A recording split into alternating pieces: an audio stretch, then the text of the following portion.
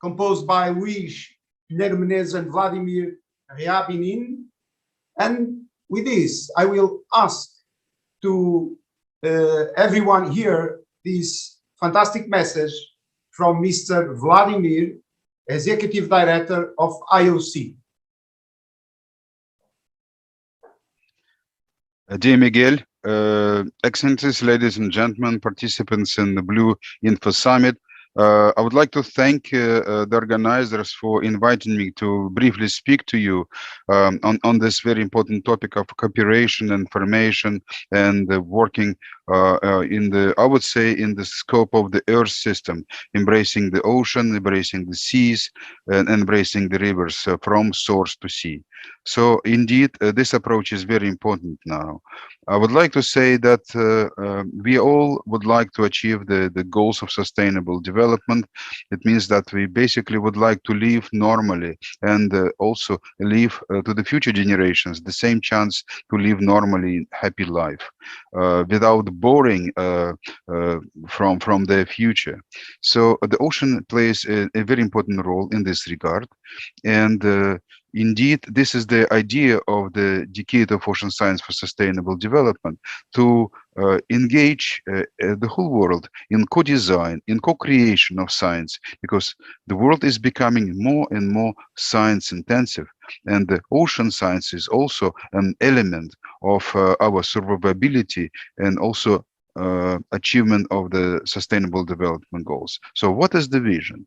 The vision of the decade is the science we need for the ocean we want. But it is quite easy to say, but it is very important to realize the details of that planning consideration. So the ocean science has been always focused on the sense of curiosity, discovery, but now we need additional capacity of science, not only to sound an alarm, but also to be able to find solutions. And that's exactly the purpose of the decade, to engage the whole value chain of ocean science, from observations to research, to warnings, to services, assessment, capacity development, information for policy. So, and also engagement in policy.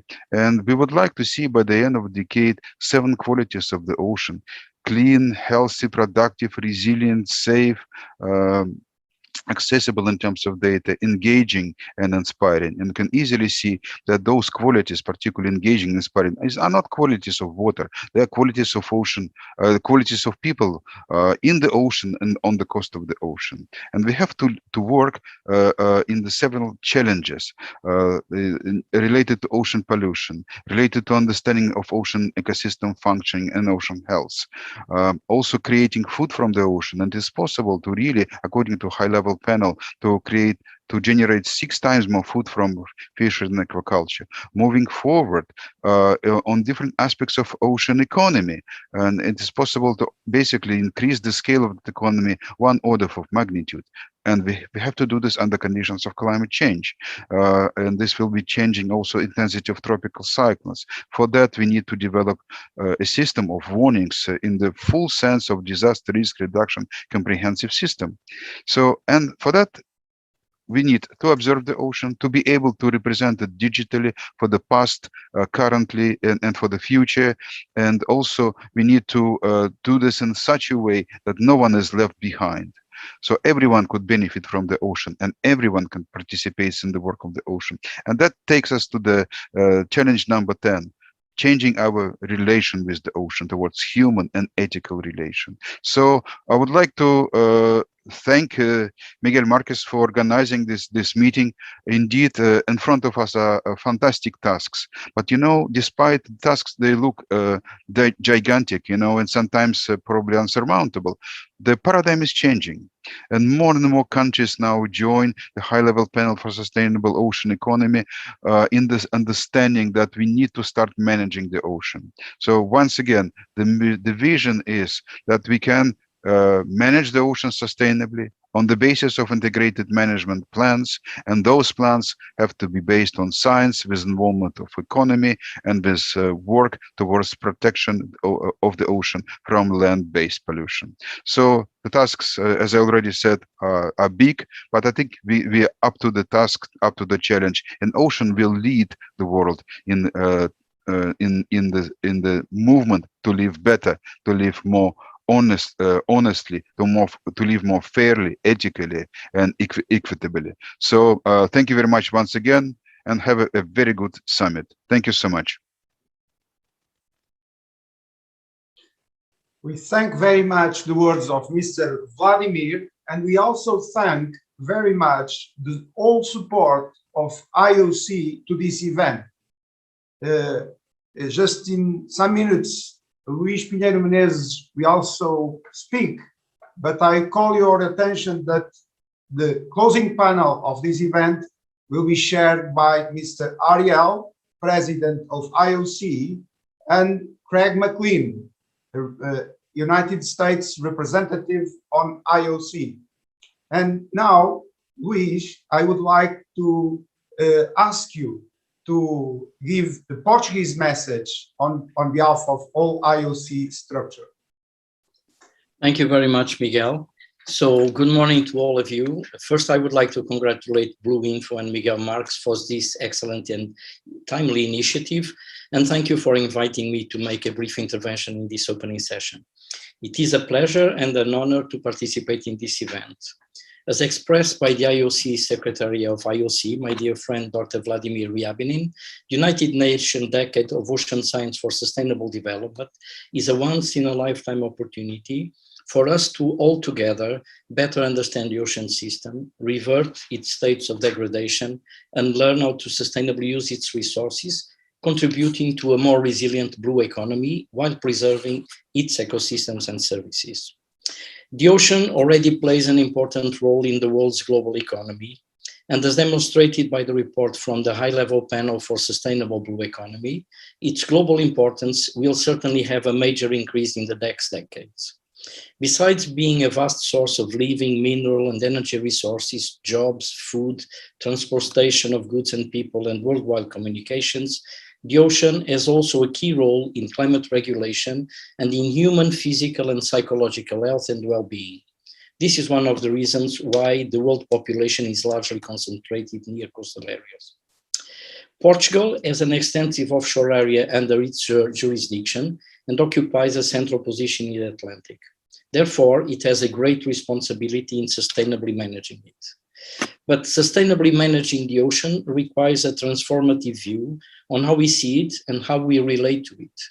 In order to appreciate something, we need to know it, and despite many advances in our knowledge of the ocean system and its functioning, there are still major gaps, including the fact that only about 19% of the ocean floor have been mapped with the adequate resolution, and also a number of deep sea ecosystems, and in particular the deep biosphere, including below the bottom of the sea, with high biotechnological and pharmaceutical potential, these remain still largely unknown and unexplored. However, as demonstrated by the World Ocean Assessments 1 and 2, we finally realized how fragile the ocean is, the impacts of our actions are having on it, and that if we want to continue to use it and to use all it provides to us, we need a clear attitude change and we need to take action. Now, more than ever, besides highly specialized science and technological innovation to provide the solutions that guarantee a sustainable future, we need an holistic and transdisciplinary approach, bringing together natural and socio-economic science and humanities, and also to incorporate traditional knowledge. This is more than ever important with the increase in extreme events and worldwide species migration associated with climate change. Some catastrophic events with devastating impacts, for example, could have a much lower impact if, besides better early warning systems which we need to achieve, such traditional knowledge had been properly taken into account. In areas of high tsunami risk, for example, the tradition was not to build close to the shore, exactly to be able to live and cope with such events that used to happen frequently. When this is ignored, there is a significant increase in risk and in the vulnerability of populations. The same also applies to issues such as coastal erosion, and we need to realize that it is not just sustainable to continue to protect what is not protectable, sometimes when we build too near the shore, and often transfer the problem just from one location to the other. If we want to continue to use the ocean, we also need to fully realize that its resources are finite and that the continued over-exploration will lead to their exhaustion, leaving nothing for the next generations. We do have a responsibility to guarantee that the next generations can also benefit from the ocean as we did. The sustainable use of marine resources requires a delicate balance between use and protection. It is fundamental to realize that in order to continue to use, we need to protect, and that we need to minimize the negative impacts of our actions. This needs to be properly communicated to the various stakeholders and society in general, in particular to those related to exploitation activities. Forming an ocean literate society is essential for the transformation we aim. Highly successful national initiatives like the Ocean Science Outreach Actions produced by the Portuguese Ciência Viva program, and also the Blue Schools initiative that brings together more than 250 Portuguese schools from different levels of teaching, and which is now gaining momentum at the international level, are essential. In order to achieve the societal outcomes of the decade by 2030 of a clean, healthy, predictable, safe, transparent, and sustainably harvested ocean, worldwide cooperation is a must, as stated in topics of this summit. For a global problem, we need global solutions. Since the ocean is a highly dynamic global system, any actions at any place will sooner or later affect the whole globe. Similar to what happens with a pandemic such as COVID, solving, for example, the problem of marine litter or pollution in a specific region of the planet is not a solution.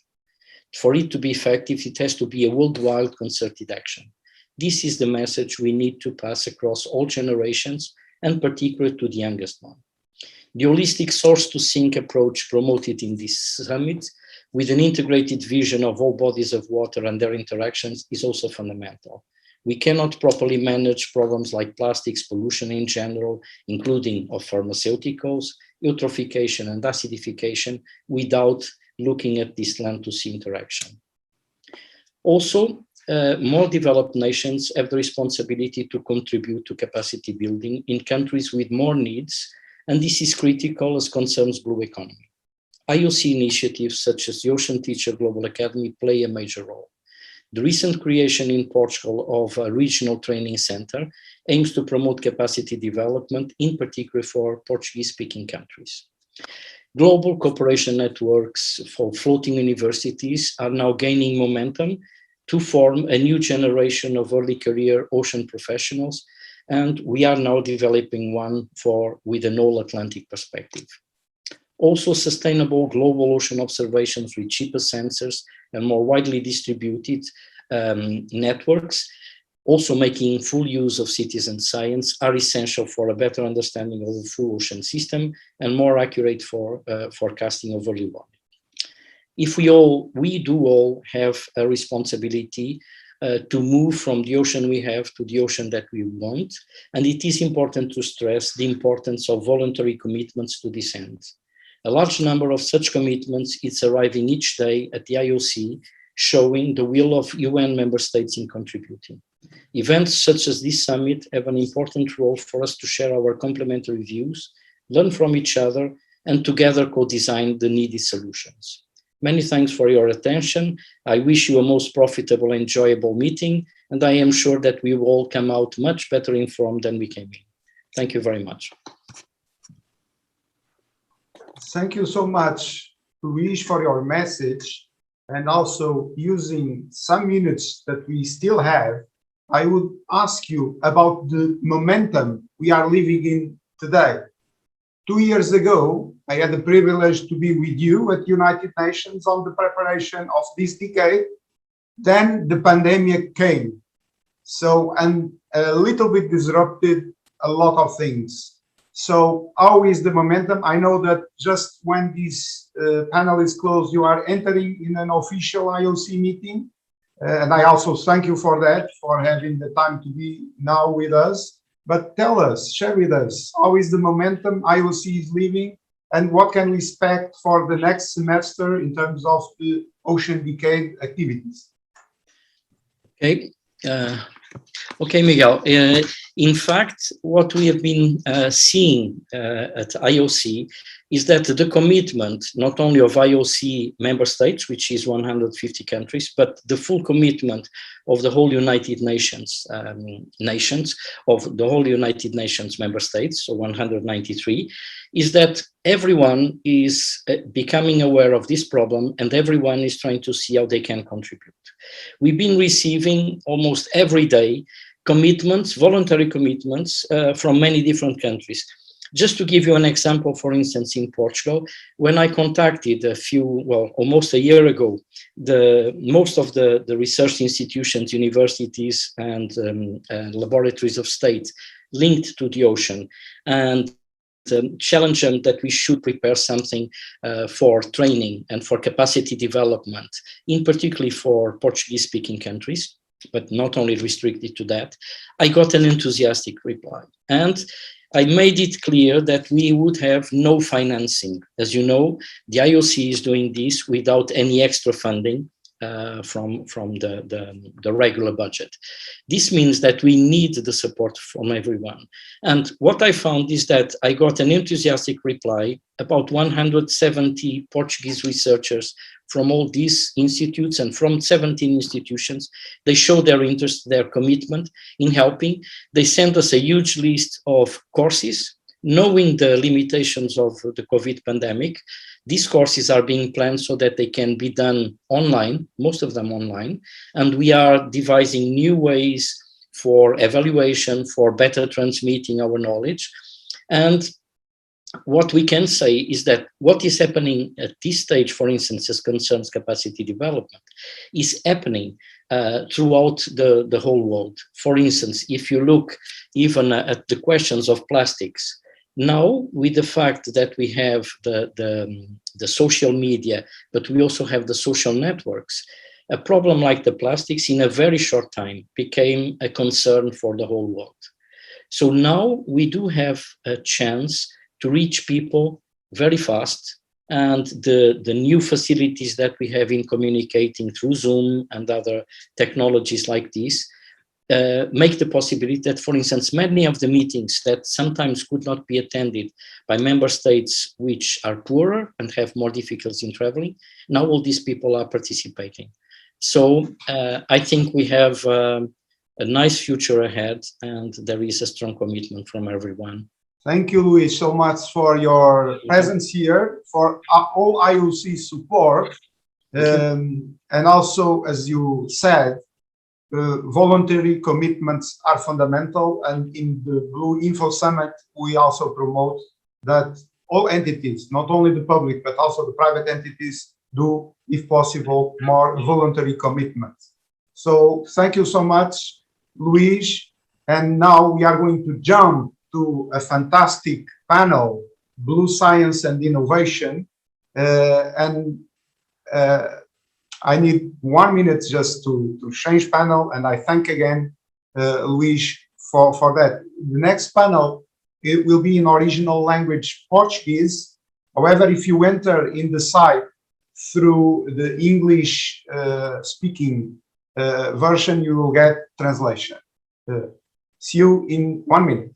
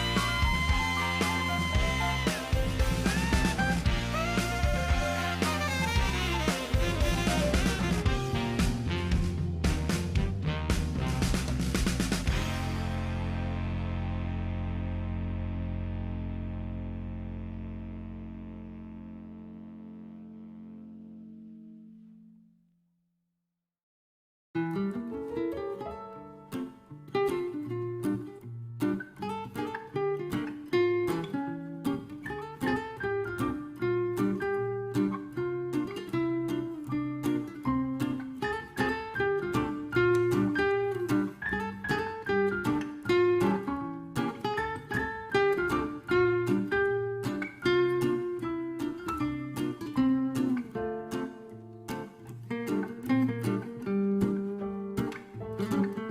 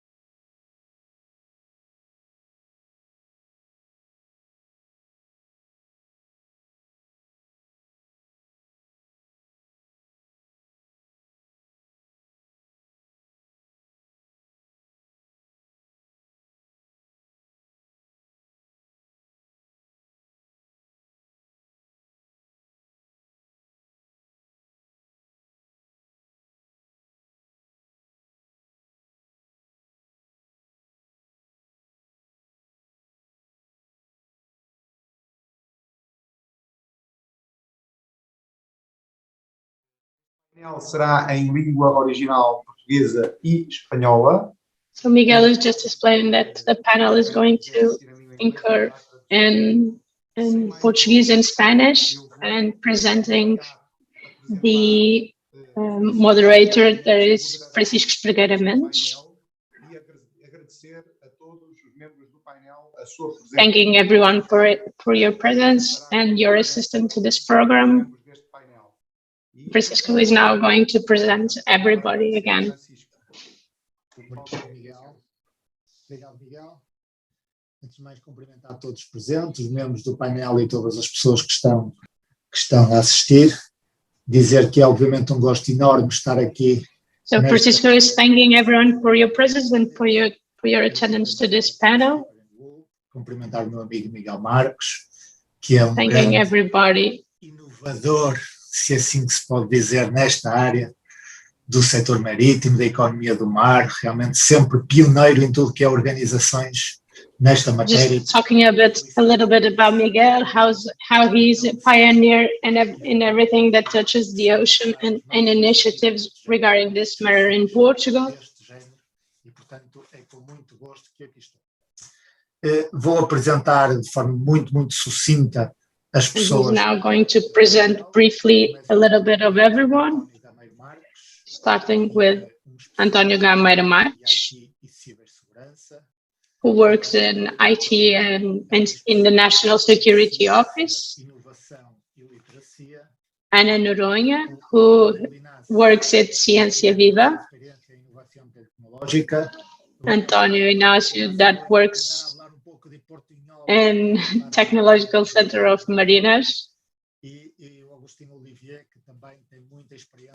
and Agustin, who also works in the innovation of technological centers.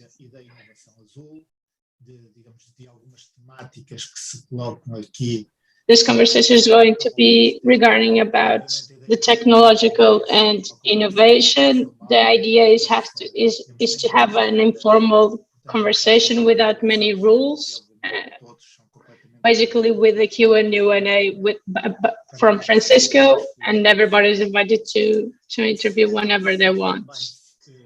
Começo pelo almirante António Gameiro Marques e, no fundo, para lhe fazer um reto, uma pergunta um bocadinho geral, que eu acho que é uma questão que todos nós temos alguma curiosidade em saber, que é saber se verdadeiramente existe uma estratégia nacional, uma estratégia europeia de cibersegurança para o setor marítimo. O que é que efetivamente existe nesta área?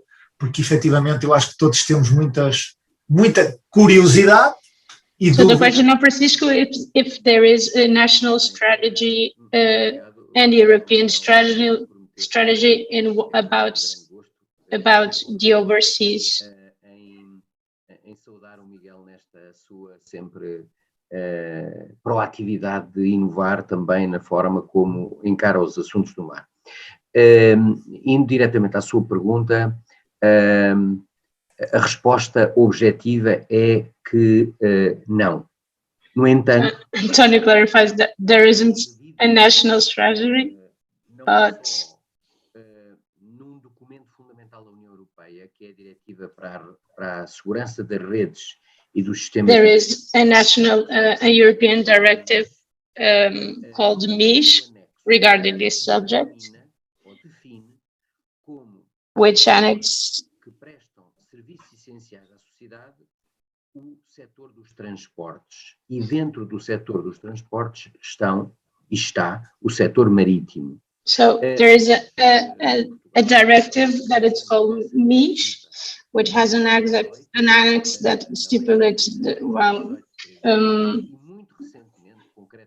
the overseas, how will the overseas operate in Portugal. Dessa lei foi a Conselho de Ministros e será publicada também em Diário da República, oportunamente, densificando precisamente o que se passa em cada um dos setores que estão contemplados na tal diretiva. This will be transferred to the Portuguese territory, even though we don't have any regulations right now. Até concretamente através da ENISA. A ENISA é a Agência Europeia de Cibersegurança, um bocadinho até estimulado por países que têm, enfim, interesses marítimos, como é o nosso caso, publicou em novembro de 2019, precisamente em Lisboa, numa sessão da EMSA, na European Maritime Safety Agency, um excelente documento que tem no seu site, que densifica, que detalha as questões ligadas à cibersegurança no setor marítimo, especificamente para o setor portuário. É um excelente documento que não sei se quem nos está a ouvir já o consultou. E porquê é que eu digo que é um excelente documento? Porque é um documento... Antonio is now talking about a document produced by the European Union in November 2019 that details the cybersecurity in the regarding questions of overseas. Determinados cuidados, determinadas ações concretas que cada porto, cada autoridade portuária specifically regarding e posso dizer que pelo menos 2 portos de Portugal recentemente anunciaram uma associação proveitosa e frutuosa, porque percebi da sua associação que leram e entenderam precisamente os desafios que o setor portuário e o digital e, portanto, a cibersegurança têm. This diploma is already being implemented by 2 harbors in Portugal. Embora eventualmente poderão ir mais devagar. Portanto, eu parava agora aqui a minha resposta à sua pergunta e depois poderemos aprofundar outros temas relacionados com este assunto em posteriores interações. Obrigado, Francisco. Muito bem, muito obrigado, António. Já voltamos a este tema porque eu acho que é um tema efetivamente muito, muito interessante e que obviamente as pessoas terão muita curiosidade para saber como é que está o estado da nação. Se achassem bem, agora colocaria uma questão à Ana, daria à Ana também para esta conversa e se calhar talvez começando com uma pergunta também um bocadinho geral. Now a question directly for Anna from Ciência, Vida. Uma das questões também que se me coloca é um bocadinho como está a ciência portuguesa nesta área. Ou seja, Francisco is making a general question regarding how is the Portuguese science in this area, regarding the seas, regarding innovation, what's being done, what the investigators are researching, what's happening in Portugal regarding this subject. Aquilo que se anda a fazer, porque eu acho que também há uma fraca divulgação, se calhar, até pelos nossos meios de comunicação social, de muitas vezes divulgar coisas tão boas. Because there is no divulgation regarding this subject, and normally Portuguese people are not aware of what's happening in their country.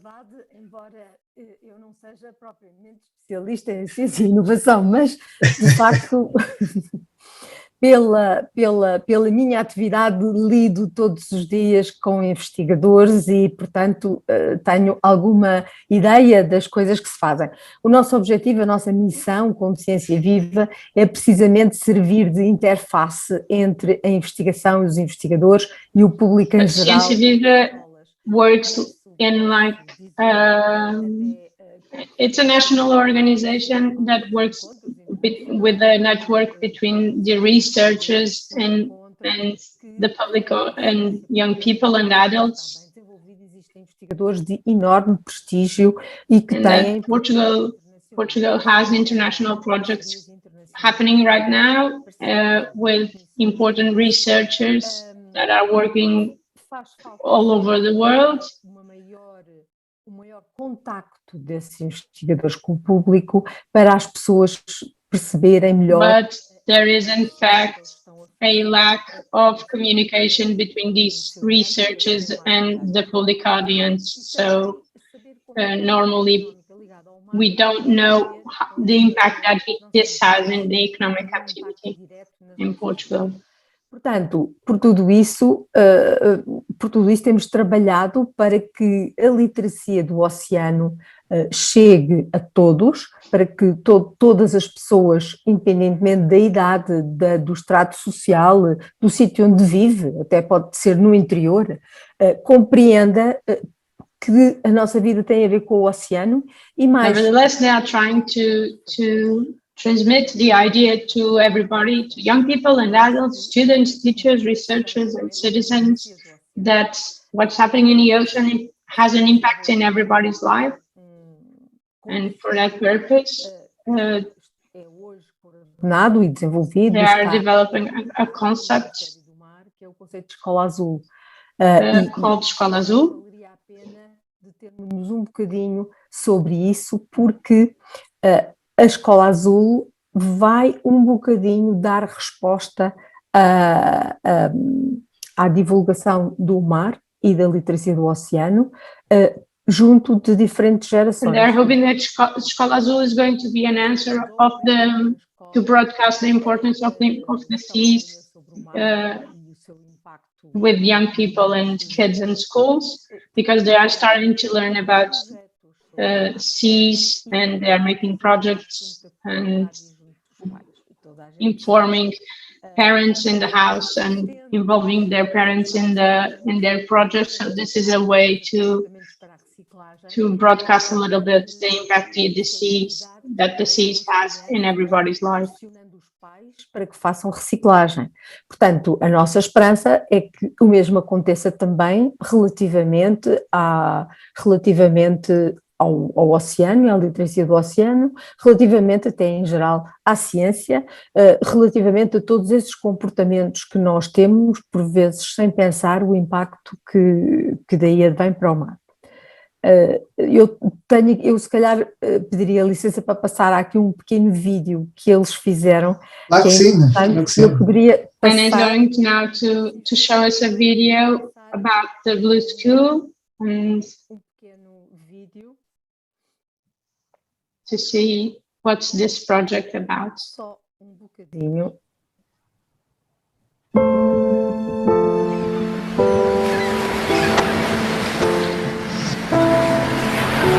Eu gosto do mar.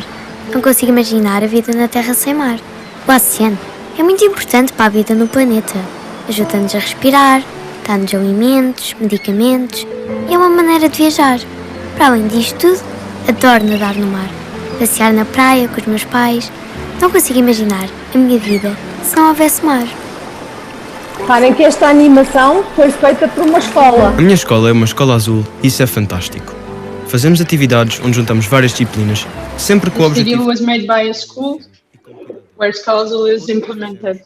Foi organizada por mim, que sou embaixador da Escola Azul. Na aula de Educação Física, aprendemos paddle. E como já estávamos no mar, lembrei-me de propor que durante as aulas também apanhássemos lixo do mar. Depois, com a ajuda do professor Devé, vamos fazer uma instalação artística com o lixo e fazer uma campanha de sensibilização. Eu sou embaixadora da Escola Azul desde o primeiro ano e já fiz muitas atividades, mas a que eu mais gosto é quando vamos passar a tarde com cientistas e aprendemos a conhecer os microplásticos e vemos os animais e as algas ao microscópio. Desde que a minha escola se tornou Escola Azul, é verdade que tenho mais consciência da importância do oceano. Com o meu irmão André, que tem 4 anos, faço muitos passeios na praia, mostro-lhe as rochas e as poças de maré, onde conseguimos ver peixinhos, algas e até anémonas. Quero que o André goste do mar, para que no futuro saiba preservar e cuidar do oceano. Tenho essa responsabilidade. O meu pai falou-me de uma associação que faz limpezas nas praias e eu, como ando na Escola Azul, contei à professora de Cidadania. Falámos com a associação e organizámos uma recolha de lixo aqui na nossa praia. Mostrar aos mais novos que as nossas atitudes têm impacto no oceano é uma das responsabilidades que tenho como embaixador da Escola Azul. Acho super importante dar um bom exemplo, mas também organizar atividades com eles para que seja divertido proteger o mar. Sempre que fazemos atividades fora, aprendo imenso sobre coisas que não falamos na escola. Ver os laboratórios e as pessoas a trabalhar é mesmo muito importante para perceber como se faz a investigação científica. Estamos a montar um robô submarino com os engenheiros e depois vamos testá-lo ao mar com os oceanógrafos. É super especial trabalhar ao lado dos cientistas. Minha avó diz que nós Pronto, eu queria só... deixa-me só parar agora isto, peço desculpa.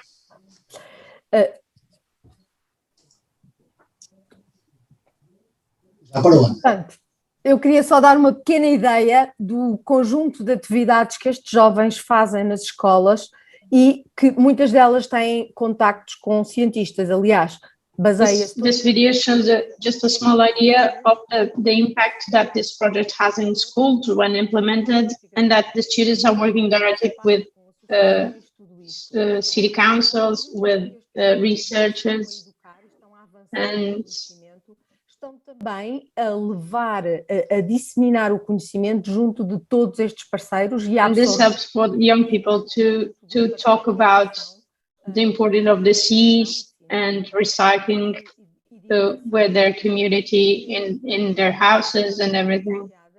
Já agora, isto inclui também atividades artísticas, todos estes videozinhos foram feitos pelos miúdos, aquelas animações são feitas nas escolas, com a ajuda dos professores de artes visuais.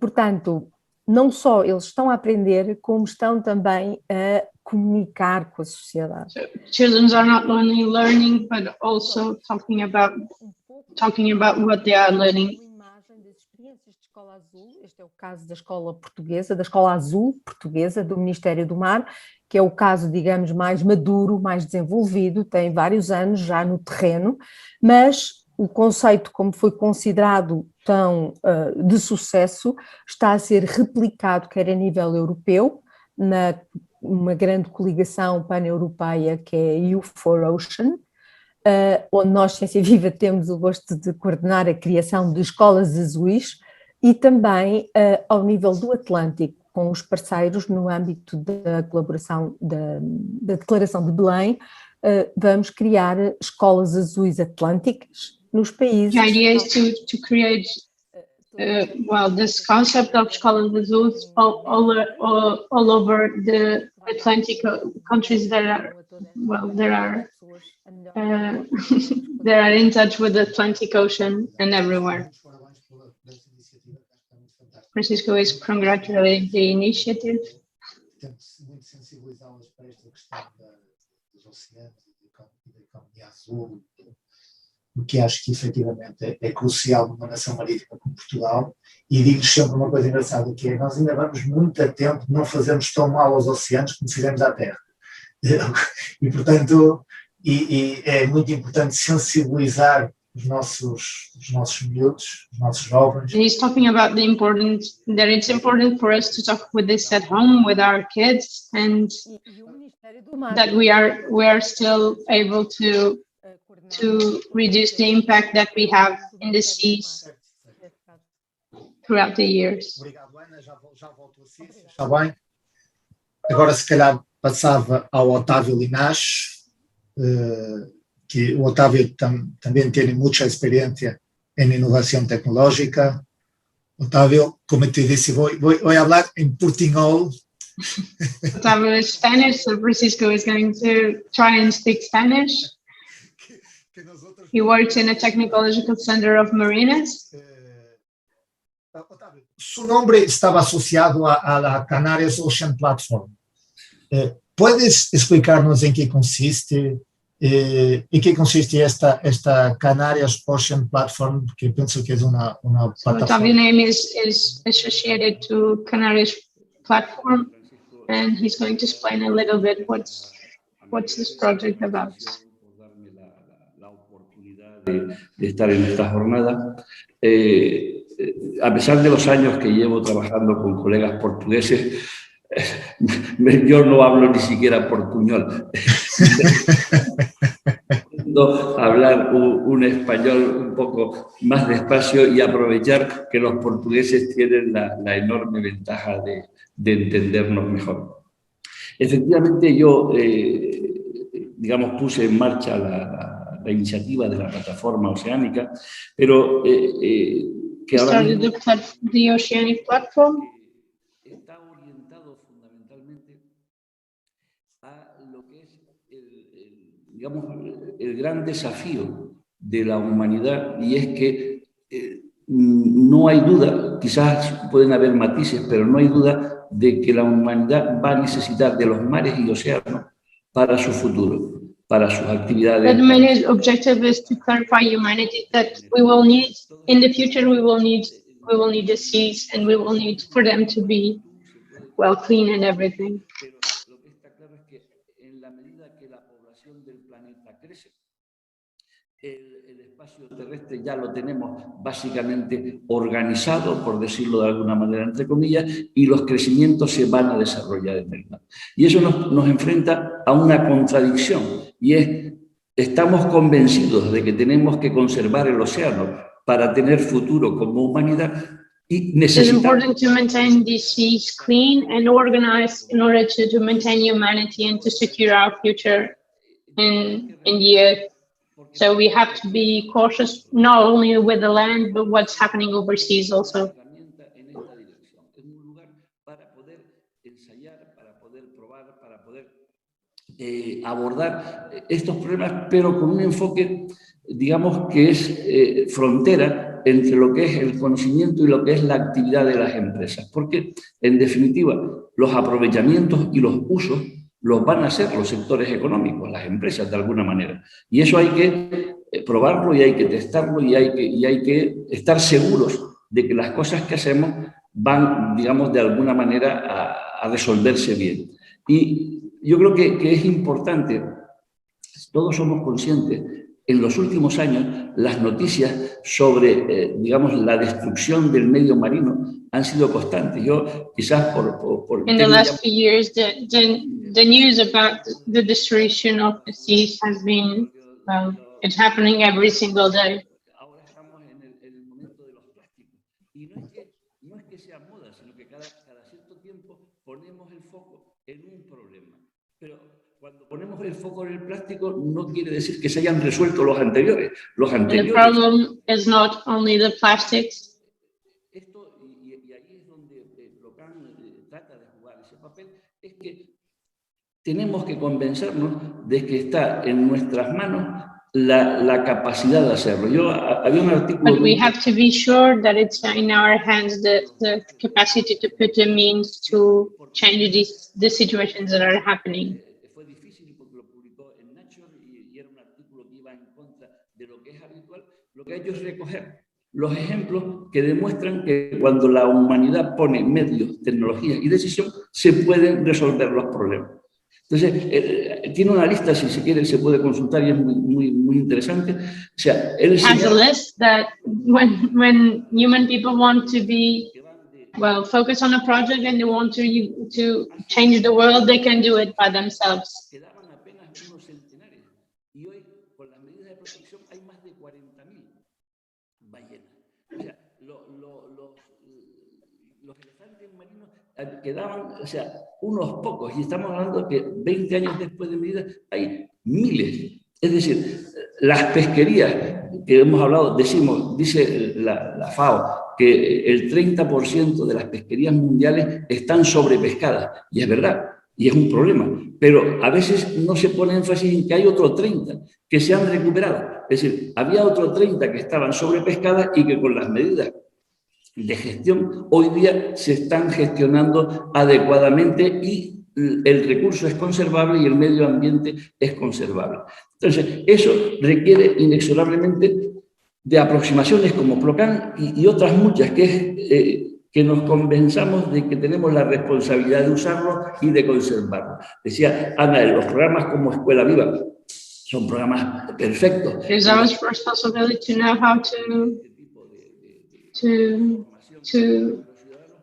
protect the world and protect the seas and protect our livings.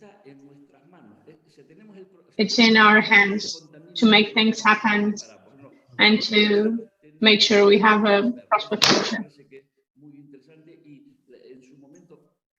Es verdad que cada vez es más difícil, porque los problemas son globales. Hasta hace pocos años no teníamos conciencia de que la humanidad tiene la capacidad de dañar el océano completo, en toda su magnitud. O sea, esto es una capacidad que hasta ahora no teníamos y ahora tenemos. Por tanto, tenemos que ser conscientes que la tenemos que controlar. Graças, Otávio.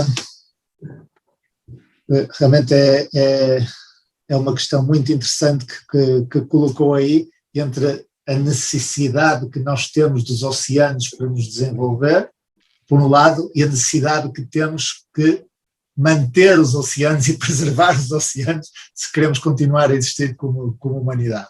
Realmente é um binómio difícil, um desafio importante para a humanidade. Francisco is talking about, well, yeah, we need the seas for the humans to develop, and we also need to be careful of our intervention in them. A engenharia oceânica. Eu sei que está ligado a esta área e gostava de perceber um bocadinho como está aquilo a que se chama a engenharia oceânica em Portugal. E podemos dizer que existe em Portugal uma verdadeira engenharia oceânica ao serviço da Francisco ciência. is now questioning if we can talk about an engineer directed with the oceans in Portugal. Já, para mim... Para pessoas sábias temos que fazer perguntas complicadas. Exatamente. Para mim, quando eu falo do termo de engenharia, já tem uma conotação bastante de economia por trás, okay? Ao nível das empresas. E, de facto, tu tens aqui, diria, de um lado da ciência, uma dimensão enorme em Portugal, tem uma capacidade enorme nesta área que não corresponde à capacidade de poder ser transferido para a economia. Então, efetivamente, temos aqui uma dicotomia entre o que é a ciência e o que é a economia. E isto complica a mim, como pessoa, a trabalhar... There's a difference between engineer and economy. O que é que posso fazer neste aspecto era, e aqui que nós estamos focados, é tentar incentivar a economia. What they try to do is to develop the economy through the incorporation of companies. Vamos incentivar para poder fazer aparecer as empresas. Capacidade para transferir ao nível das universidades, tu tens ao nível da engenharia oceânica e outros, quer dizer, não podemos esquecer que em termos de biologia, tu tens que há ao menos 3 grandes centros que são mundialmente, ao nível europeu, são de referência. O CIMAR, o CCMAR, o MARE. We have 3 main biology centers in Portugal that are well known worldwide. As matérias não vivas, metal e bits, mas também tem a ver com o vivo. E, efetivamente, em termos de capacidade em Portugal para estas duas áreas, em termos científicos, é grande e elevado. O que nós podemos incentivar, de facto, é transformar os conhecimentos em engenharia oceânica, quer dizer, passar isto para a indústria. Eu acho que isso que me interessa mais. What we need is to transfer our knowledge in the engineer to the seas and to make this attractive to external companies, because it involves high investments, and Portugal doesn't have the money to work on these type of projects. Uma grande complexidade. Não tens grandes entidades que têm a alavanca financeira necessária para poder fazer isso. Nós não temos uma Diamond, nós não temos outro tipo de empresa equivalente que permite, de facto, trabalhar nesta área. Por isso, temos que olhar começar perto da costa, ou menos aquilo que está ao nosso alcance, que é um bocadinho mais simples em termos de trabalho. Eu acho que aqui é...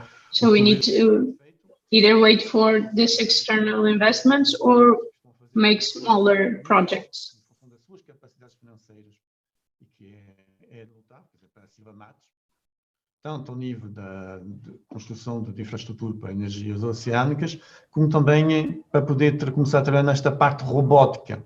Estamos a falar da Silva Matos metalomecânica, que é a Silva Matos... Silva Matos, it's a Portuguese company important that has been developing technological and scientific research in these areas. Exatamente, participou muito e está a trabalhar agora no Wind for Atlântico, de Viana do Castelo. Não sei se já foste ver, mas do lado do mundo... Eu conheço o projeto, conheço bem o Adelino e portanto, realmente é uma empresa realmente de referência neste setor. Sim, você tem que notar efetivamente isso, quer dizer, eles estão a conseguir entrar dentro do grande consórcio e conseguir trabalhar. E estão a levar a reboque outras empresas que é de Portugal, que também é interessante. Nós temos boa capacidade na parte metalomecânica, nas outras partes é mais complicado. Posso notar, efetivamente, o lançamento de algumas startups ou algumas empresas que estão aqui a ser lançadas. Eu acho a mais recente, de facto, também está o Neste, chama-se o Next ou Next Pro. There have been some startups and companies starting in Portugal regarding these subjects. É uma startup que foi lançada, está-se a fazer o seu caminho e vamos ver o que é que vai dar. Então, esta parte eu acho, não sei se eu respondi bem a tua pergunta. Sim, muito bem. Agostinho, não resisto a fazer uma pergunta que eu acho que é uma pergunta que eu me tenho feito a mim próprio e acho que é uma reflexão que todos temos nisto, que tem a ver com o seguinte. Todos nós sabemos que uma das maiores necessidades nesta área é o investimento, ou seja, é necessário dinheiro para se desenvolver, nomeadamente esta área que estamos aqui a falar. E outra ideia que eu tenho é que estes são normalmente projetos que os bancos têm muito medo de financiar, quer por desconhecimento dos projetos. Francisco is talking about, well, the need for investment, but the banks nowadays they are not interested in finance this type of projects, not only because normally they are unknown, but because the risk associated to it it's high. Portanto, o que é que nós podemos fazer se So the question is, what can we do to bring more investment to this area in Portugal, to incorporate more companies? Tu tens de ter os empresários acreditarem. Quer dizer, o banco... Nós não temos histórico de grandes projetos no mar em Portugal. Por isso o banco não acredita e tem toda a razão de não acreditar. Lançar... So Agustin is talking about we have to make people believe. And it's difficult because we don't have a background that tells us that we have big projects with high profits regarding these subjects. Da tecnologia de transformação em termos de digitalização, o de apoio, e neste caso, efetivamente, já começa a ter mais investimento, começa a aparecer, que é um bocado mais complexo, mas começa a aparecer. Como é que nós podemos atrair? Basicamente, eu acho, atrair os grandes consórcios para cá, para Portugal. Nós temos... Our main objective will be to try and make Portugal a pleased territory for big consortiums to operate here. Nós somos, acho muito bem dedicados para produzir módulos para poder ser inserido dentro dos grandes projetos. Nós somos especialistas em Portugal para pequenos elementos para poder ser postos, como a Silva Matos, como a composição do Oceano, ou com outros. Quer dizer, nestas que nós conseguimos entrar. A dificuldade principal, de facto, é isso, nós não temos fundos, não há dinheiro para poder ser investido e não há uma política. But unfortunately, Portugal doesn't have the money to invest in this type of technological developments or transfers. Não há, quer dizer, a tendência não é para fazer isso. O investidor português tem um perfil de investidor de projetos maduros. Não é, o resto And even because Portuguese investors normally just want to invest in projects that are already secure and not risk adverse. O grande avanço que tem a ciência portuguesa, e mesmo mais avançada, ao nível das ações que fizeram ao nível dos projetos europeus. E isto é interessante porque, mostrando a capacidade tecnológica a este nível, atrai estas grandes empresas, com qual normalmente as instituições de Portugal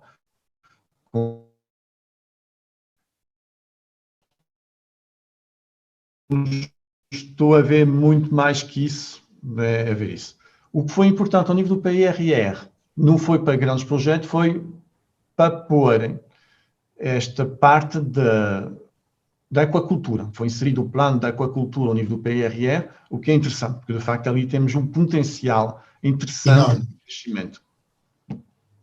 Ok, obrigado, Agostinho. Já volto também a ti. António, volto a si para falarmos. O Agostinho falou muito aqui de tecnologia e inovação tecnológica. E gostava também de ouvir um bocadinho a sua opinião sobre isto, nomeadamente aqui no setor marítimo, não há dúvida que o setor marítimo se está cada vez mais a tornar mais tecnológico. Acho que isto é uma The question now is to Antonio. todos estamos a acompanhar. Mas uma das coisas que nós nos colocamos muitas vezes é qual é o risco de nos tornarmos tão tecnológicos? Ou seja, What is the risk of there being a technological development to increase in this area? não conseguimos desenvolver-nos sem toda esta tecnologia, mas nomeadamente na área que o António fala e que o António, digamos, sei que tem grandes conhecimentos, quais são os riscos que efetivamente o setor marítimo enfrenta com o facto de se tornar cada vez mais tecnológicos? Quais são os riscos que nós enfrentamos por nos tornarmos cada vez mais tecnológicos? Porque eu sei que também há vários riscos associados a isso. Obrigado pela pergunta, Francisco. Deixe-me só reforçar um pouquinho aquilo que o Augustin falou há pouco. Da minha experiência, não como diretor-geral do Gabinete Nacional de Segurança, mas mais como oficial de marinha, que sou desde há muitos anos, há aqui um aspecto comportamental da nossa sociedade que ou que decorre do facto de que tudo no mar se passa devagar. Antonio is talking about there's a behavioral aspect linked to these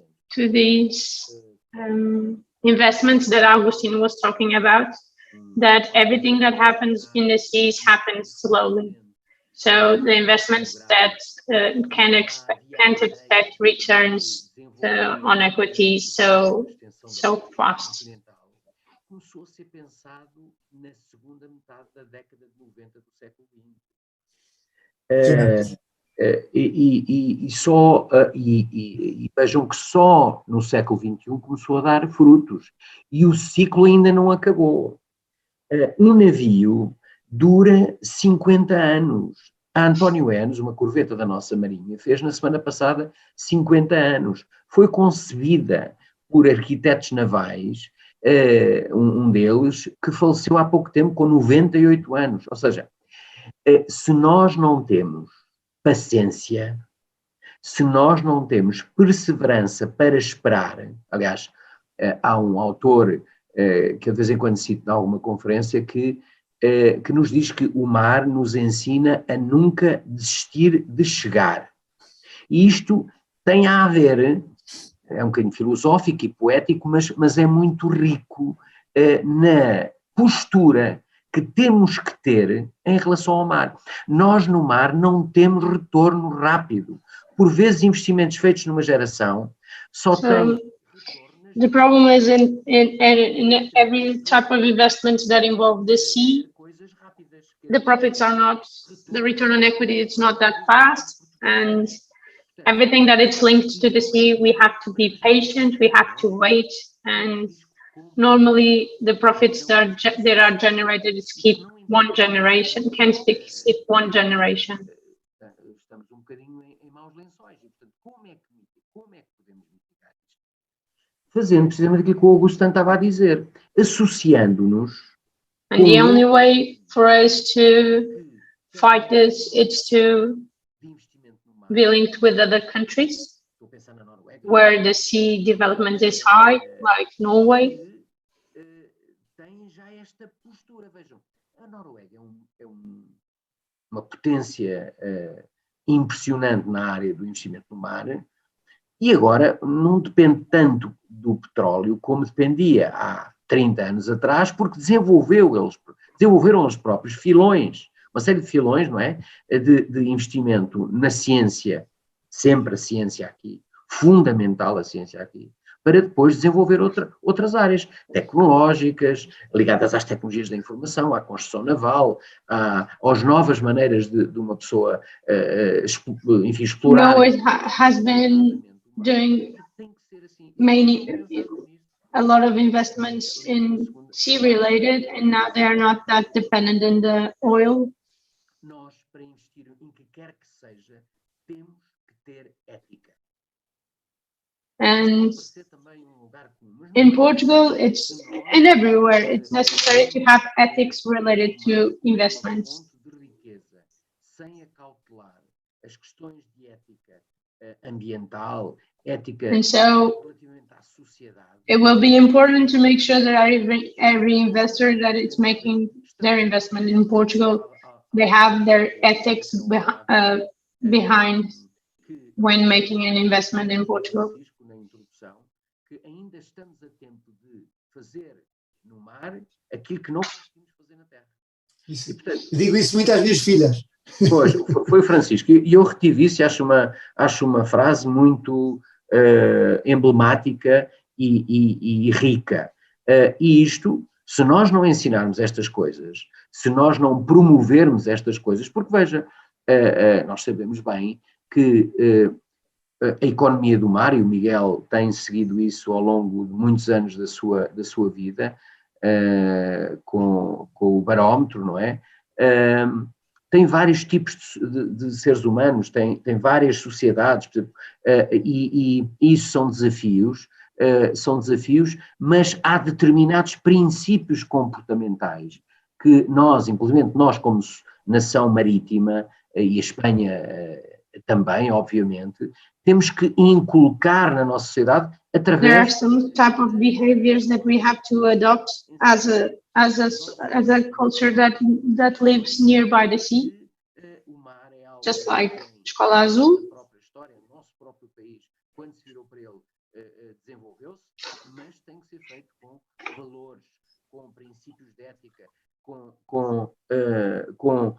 dando importância ao outro e dando importância àquele meio que é extraordinário e que nós devemos acarinhar e preservar. Porque só assim é que desenvolvemos. Se o destruirmos, não nos desenvolvemos sustentadamente. Ok? Obrigado, António. Muito obrigado. The main idea is that whenever making an investment, people have to be ethic about that investment and have to be aware that of the environment related to the sea. It's not only about the profit. A dizer que a educação é exatamente igual e sofre dos mesmos problemas, porque só investir. And this is also related to education. Now is Anna explaining. Os resultados demoram por vezes uma geração a ser vistos e a dar resultados.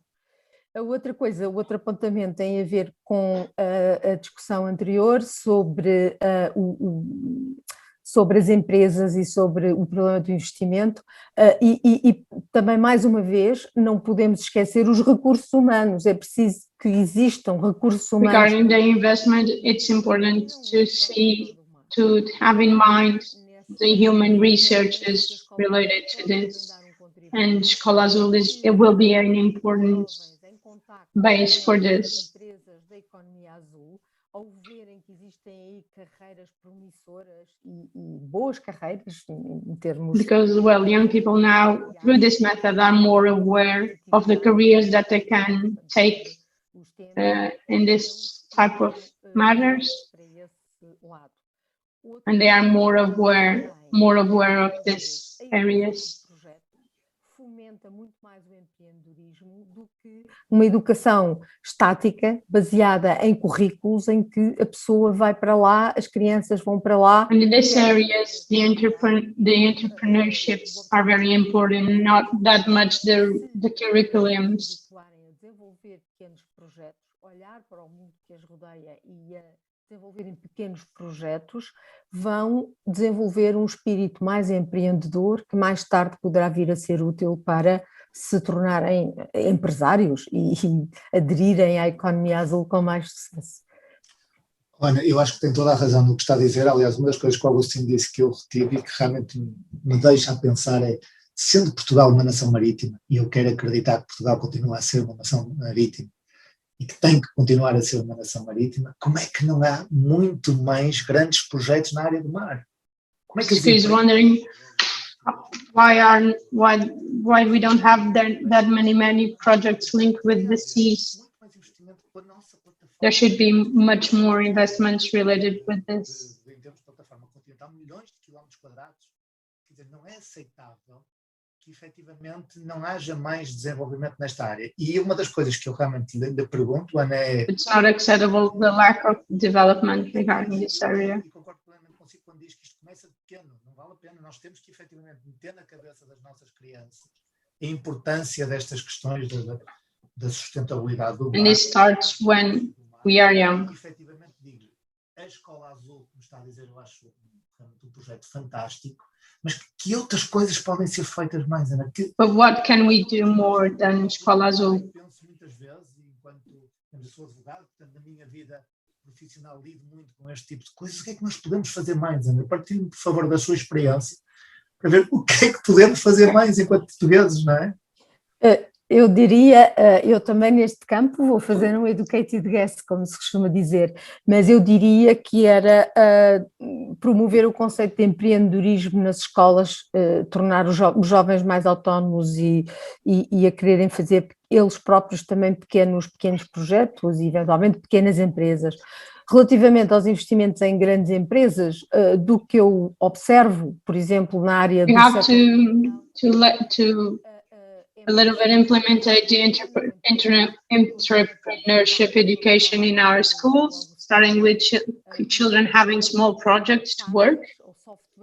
E foi assim que começámos. E hoje temos um setor espacial em expansão, mas que começou assim, com exceção da A. Silva Matos, por exemplo, que já era uma grande empresa e teve a oportunidade, através de grandes consórcios internacionais científicos em que nós participamos, como é o caso do CERN, foi o CERN nesse caso que a catapultou, e depois mais tarde a Agência Espacial Europeia, onde então puderam atrever-se a grandes contratos, mas já era uma empresa relativamente grande, mas houve um grande, como é que eu ia dizer, contratador, digamos, onde ela pôde ganhar um concurso. As outras empresas são empresas pequenas que começaram por ser subcontratadas a fazer peças ou software de outras empresas em consórcios internacionais. Se calhar também, não sei, se calhar também teremos que começar assim. And it just started to making a parallel between what happened in the air. Va derivando hacia temas que son realmente críticos, o sea, y tienen que ver quizás con, ha salido el tema de la dimensión. Y es que es verdad que cuando hablamos del mar, la dimensión toma un factor que es muy importante. Y decíamos, hay países y empresas que tienen un tamaño suficiente y que necesitan poco para moverse, y las conocemos. En el sector marino además se produce un factor que es muy curioso, como las grandes empresas mundiales están pendientes y van comprando, cuando van saliendo pequeñas empresas que tienen éxito tecnológico, las van comprando y las van incorporando, porque tienen la capacidad suficiente para hacerlo. Entonces, entornos económicos o países más pequeños tienen que ser conscientes claramente de esto, y entonces tienen que buscar otros mecanismos de aproximación. Decía, hay que buscar, son más difíciles. Lo fácil es, si tú tienes plena capacidad, tú solo tomas la decisión. But you have to be more aware of the small enterprises and not of the high enterprises that are making investments. Introduces la complejidad de los acuerdos colectivos. Y en el ámbito del derecho que a ti te asiste, pues no se te esconde que esto puede llegar a ser un problema. Entonces, yo creo que hay una combinación entre, digamos, el entorno empresarial. O sea, el empresariado debe ir entendiendo que en los temas marinos esto es así. Y también es verdad que hay una cosa que a veces se nos escapa, y es que el mar básicamente es público. Digo público en el término español. Es decir, and we have to be aware that the sea, it's of everybody, so we can't have a direct intervention without thinking about everyone and thinking about other people. Y comisiones internacionales. Por tanto, quiere decir que en ese entorno sí que se pueden hacer cosas para que cada país y cada grupo de países con sus empresas puedan ir buscando la fórmula. Es más complicado, es más complejo, requiere tiempo, como decía el almirante. A veces el tiempo puede ser el enemigo de muchas decisiones de este tipo, pero yo creo que hay casos, por ejemplo, decimos en España, digamos que al final compartimos costa y compartimos muchas cosas. Entonces, en este momento las energías renovables marinas no tienen ningún problema de financiamiento. Hay financiación, o sea, tienen un problema de gestión administrativa. Es decir, en España no se instalan porque el aparato administrativo es mucho más lento que el empresarial. Ese es un caso en el que el éxito estaría claro, pero por poner otro ejemplo, la construcción naval, que es algo que parece ya antiguo, pero que es construir barcos y construir barcos modernos, o sea, en España, si ves algún dato, seguimos construyendo, o sea, más barcos de los que en teoría deberíamos construir. ¿Y por qué sucede? Porque afortunadamente, o sea, los empresarios agrupados con el gobierno han buscado una fórmula de gestión de... There has to be like a sort of partnership between the investors and the government to see what's the best type of investments and how can we proceed with this and develop this type of structures. Los que somos más pequeños en lo económico y en lo institucional y en lo empresarial, tenemos que saber que nos toca trabajar más, que esto es algo que a veces queremos obviar. Nos toca trabajar más para poder llegar a hacer eso, y eso es parte de lo que tenemos que hacer, y volviendo siempre a Ana, que al final siempre le toca a ella, es decir, y esto hay que enseñarlo en las escuelas, o sea, que el trabajo cooperativo y en este tipo de cosas es esencial para poder abordar estos problemas. Otávio, ¿y cómo podemos convencer los bancos y los empresarios que es necesario captar más inversiones para este sector, para generar economía? How can we pressure the banks and the investors to make more investments? So how can we turn these areas attractive? El riesgo, cuando decimos hay temas administrativos, hay temas de oportunidades, el riesgo es muy amplio. Entonces yo creo que desde las administraciones, desde los entornos empresariales, hay que ir intentando acotar el riesgo para que el riesgo, si llega a una cierta dimensión, entonces los capitales, yo diría que no sé la impresión que ustedes tienen, pero ahora mismo, cuando hay proyectos razonablemente claros, nunca hay problemas de inversión. O sea, en el mundo, mi impresión, yo después y en mis últimos años de trabajo estoy muy cerca del entorno empresarial, y el capital a proyectos seguros hay el que quiere. Es más, tienes que elegir. Efectivamente, a medida que aumenta el riesgo, o sea, los candidatos van disminuyendo. Pero el capital existe. Luego, es responsabilidad distinta. Los proyectos pequeños tienen que generar... En España conozco alguna pequeña empresa que ha logrado ir generando garantías y seguridades tecnológicas y ya ha conseguido que capitales importantes entren. Es un juego difícil, pero que yo creo que todos los que no somos los inversores y no somos los tecnólogos, tenemos que ayudar a ir acotando el riesgo, a ir dando seguridades, a ir estableciendo esta cultura, que es una forma de hacerlo más fácil. We have to help to make this bridge in this culture of protecting the seas and making sure that people are aware that these type of investments, even though they are not well known, or even known, they are secure, to try and attract as much as we can. Agostinho, sei que quer falar?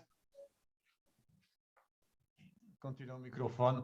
Sim, só para reforçar aqui o que foi dito. Há dois princípios base na economia, que é mostra-me as dores e onde é que está o dinheiro. Se eu tenho dores, então eu vou ter alguém para poder tentar resolver a dor. Mas se não há dinheiro para resolver a dor, então eu fico quieto. Então, aqui em termos de economia, para aqui para o mar, é onde é que estão as dores e onde é que está o dinheiro. Na base. Então, efetivamente, eu acho que aquele momento, assim, visto um bocadinho mais forte, é assim. Só vou pegar aqui um exemplo, que é daqui ao lado da Espanha, a indústria pesqueira.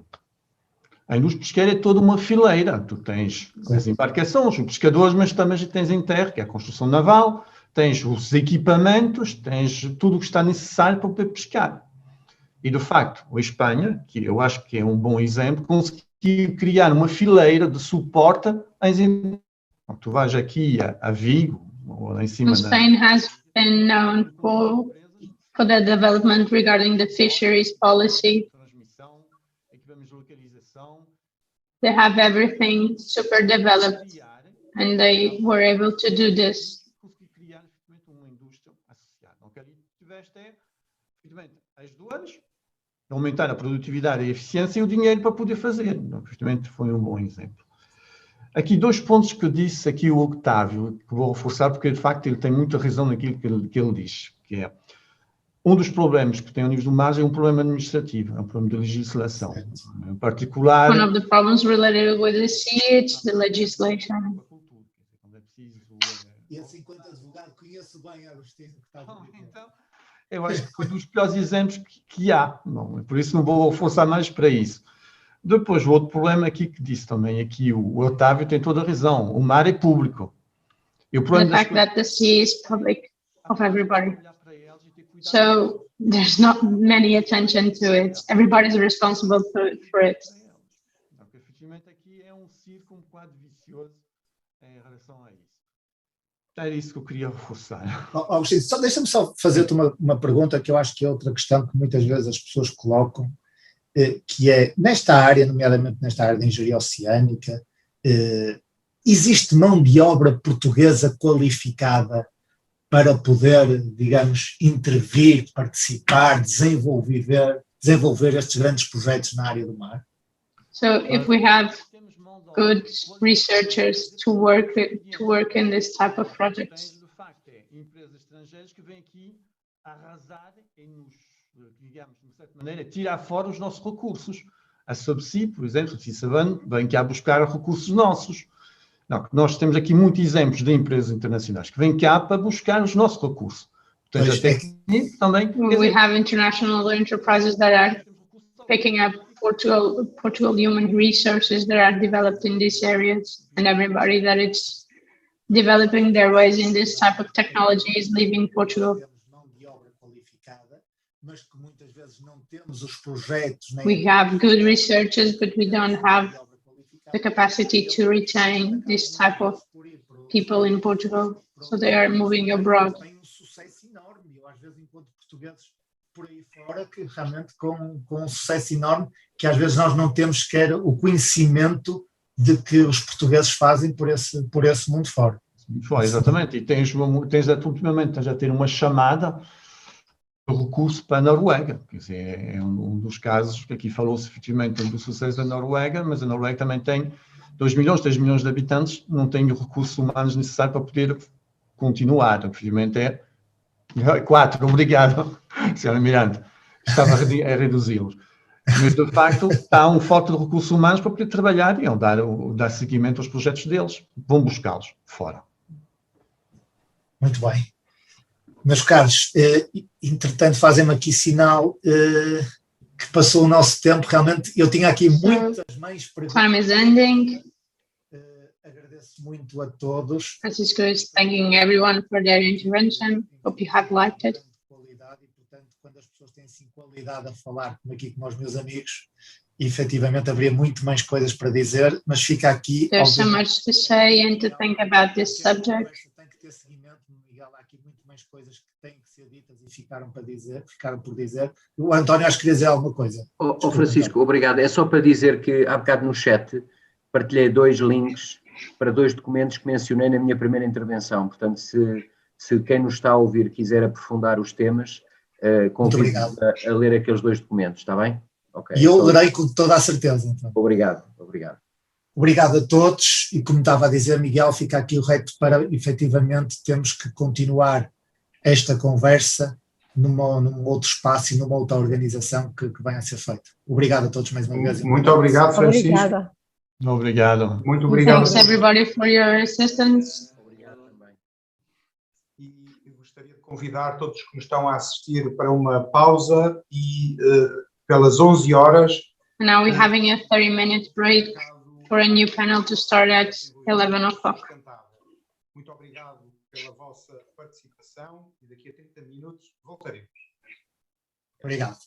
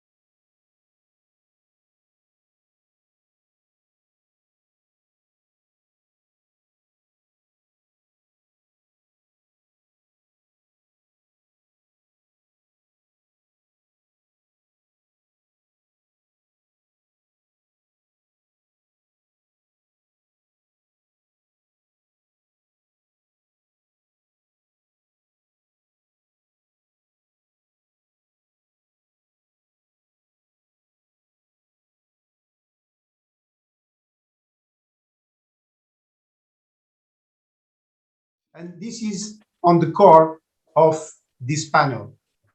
So I asked the Régie to take out this slide now, and I am presenting you Roderick Reed, which has a strong experience on the maritime field, not only as policy curious, but also as a very, very competent professional. Roderick is a passionate by sailing, so he's the perfect man to moderate this fantastic panel with Tiago, Peter, Tatiana, and Jose. So, Roderick, now the stage is yours. Good morning. Welcome to this panel on the Ocean Decade, or to give it its full title, the United Nations Decade of Ocean Science for Sustainable Development, which provides a common framework to ensure that ocean science supports countries' efforts to achieve the 2030 Agenda for Sustainable Development, which is science leading international cooperation, engaging with the many stakeholders interested in the management of our oceans, and ensuring that this is for the common benefit of humanity. To help us better understand the importance of this Ocean Decade, we have an eminent panel of speakers. We have Tiago Peter Cunha of the Ocean Azul Foundation. We have Peter Hogan of the Institute of Marine Research. We have Tatiana de Avedisian of the Economist World Ocean Initiative. And we have José Moutinho of the Atlantic International Research Center. To start us off, I would like to introduce Tiago Peter Cunha, who has been working on ocean policies for the past 2 decades as a policymaker at the United Nations, for the government of Portugal, and at the European Commission. He is Chief Executive Director of the Ocean Azul Foundation, the motto for which is "From the Ocean's Point of View," which goes a long way to explain its perspective, I think. The foundation is deeply involved in education, awareness, engagement, and behavioral change, contributing to an innovative blue economy, as well as protecting the protection and the recovery of the ocean. It does magnificent work on promoting ocean literacy, including, but not limited to, the Lisbon Ocean area, helping prepare a blue generation for the challenges of ocean sustainability. Tiago, please.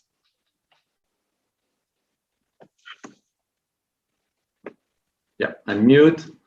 Of course, it's amazing how after more than a year, we still forget the most basic things. But hello, everyone, and thank you very much for such a generous introduction, Rod.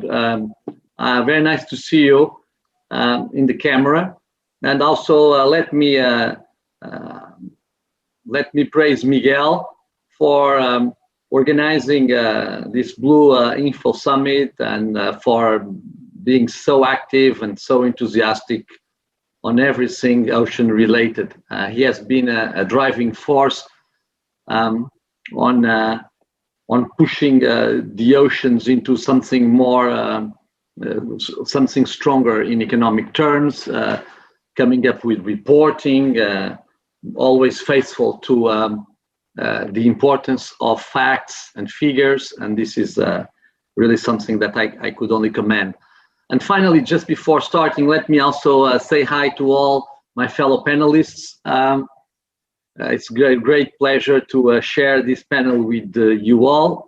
I think Roderick, I can spend a few minutes. I think I want to be as brief as possible with the vision that in a way is my vision, but of course it's primarily the vision of Oceano Azul Foundation, which, as you said, positions itself from the ocean's point of view. We have been just growing our concern in the last years. I think that 2017 was a very important year for the ocean, was the year of the first United Nations Ocean Conference in New York, where 2 things became quite clear. The plastic pollution and it becoming mediatic was very much also a result of that year and that effort.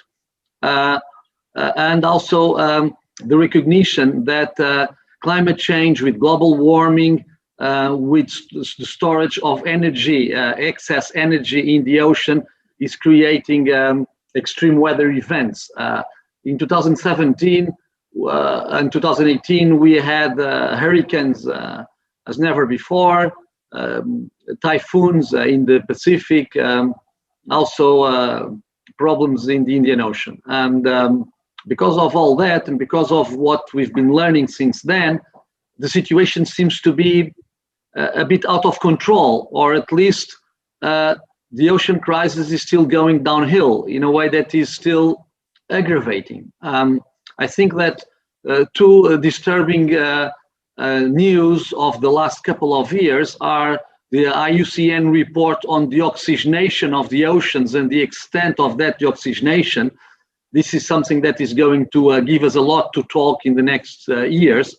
And also, this very somber report of Antarctica and defrosing of parts of the continent, and therefore of what sea level rise may become. And so, yeah, I don't think that there are any reasons for contentment, but there are reasons for concern. And this is why it is so important, everything that is happening around the oceans, with the Ocean Decade for Ocean Science, for instance, the prospectus of the UN Ocean Conference in Lisbon, organized by Kenya and Portugal next year in Portugal, and of course the push for ocean protection in 30% of its surface in Kunming in China, independently of this summit taking place or not, because of the pandemic.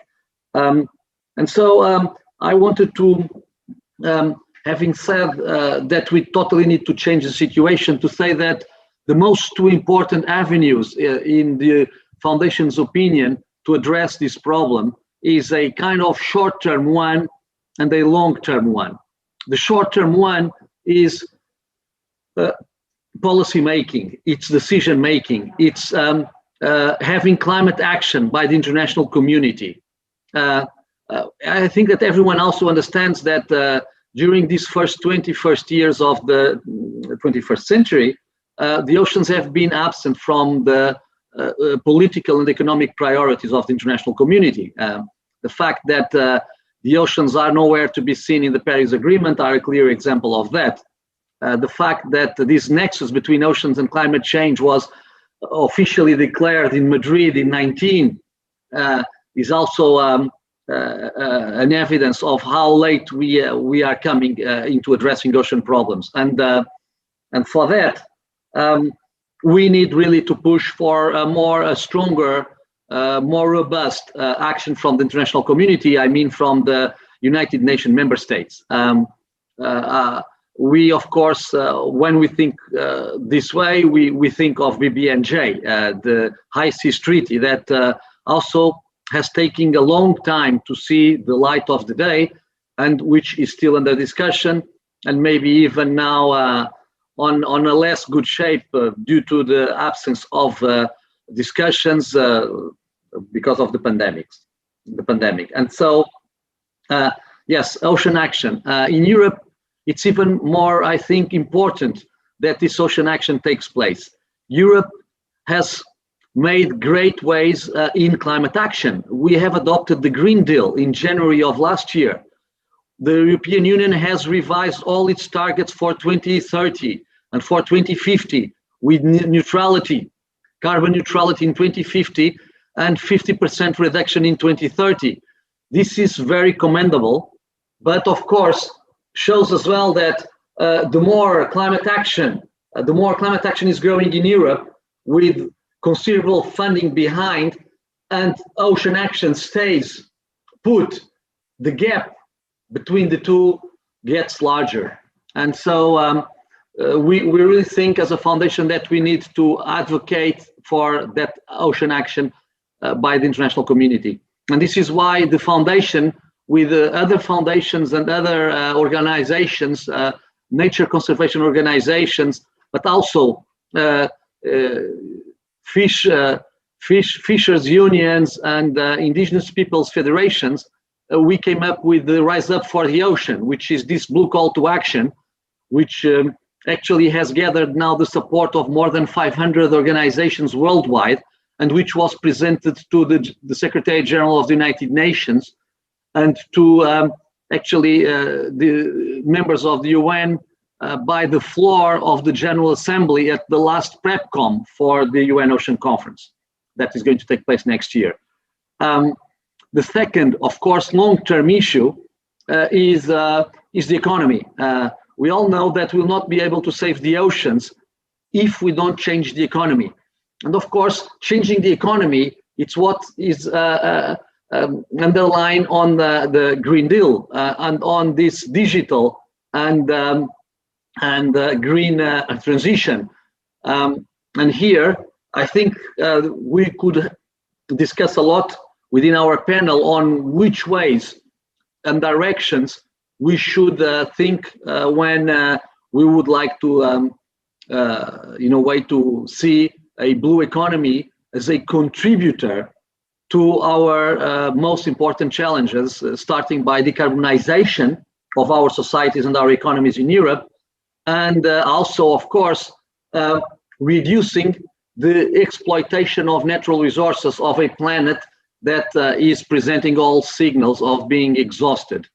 And this is what I wanted to say as an introduction. I think, Roderick, sorry if I spoke a bit too much, but I would leave it as it is. Thank you. Tiago, that was perfect. Thank you very much indeed. I mean, you bring up a number of extremely important points, which I'm sure other speakers may pick up on. But for the moment, we're going to pass on to Professor Haugen, who is the program director at the Institute of Marine Research in Norway and professor of oceanography at the Geographical Institute in the University of Bergen.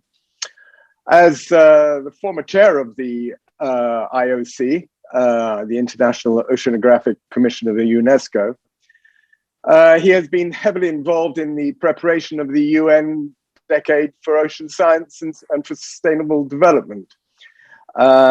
So he has a lot to say to us, I'm sure. He is in charge of the international work and global development at the Institute of Marine Research, which is one of the largest research organizations of its kind, whose aim is to help society through its research to continue to exploit value assets from the sea sustainably.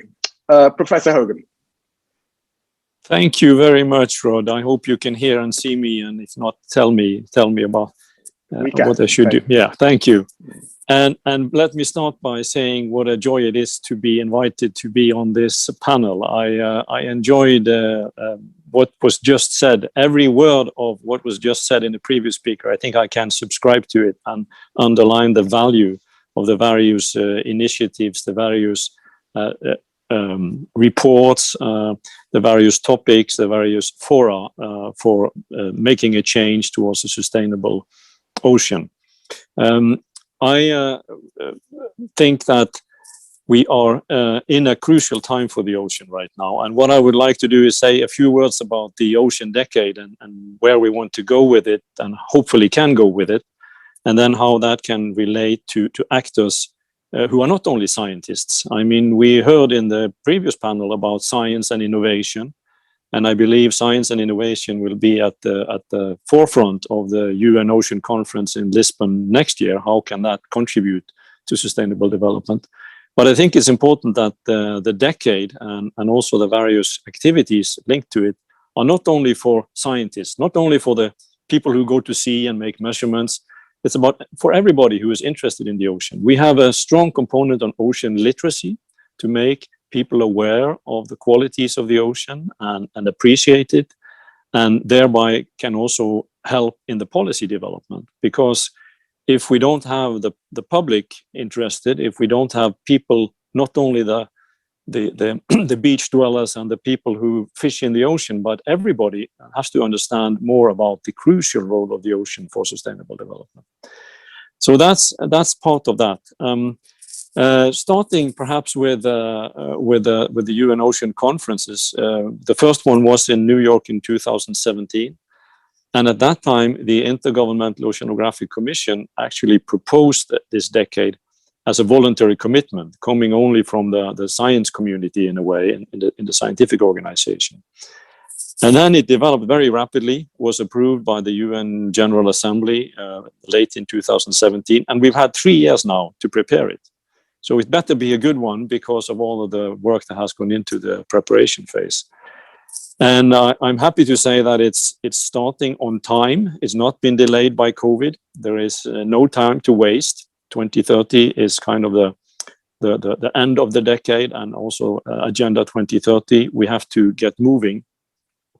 And there are many programs and actions which were launched at the World Ocean Day, 8th of June, that are starting, and organizations are in place to deal with that, and there will be more and more.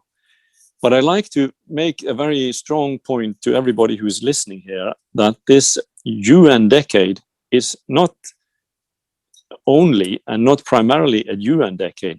In order to succeed, we need to make this decade into a movement for policy, a movement for action, action groups and people in society, because it's the combination of science, policy and action that can lead to a sustainable ocean in 2030. There are defined outcomes of the decade that we like to see: a clean ocean, a predicted ocean, a sustainable and productive ocean, and so forth and so on, an inspiring and engaging ocean.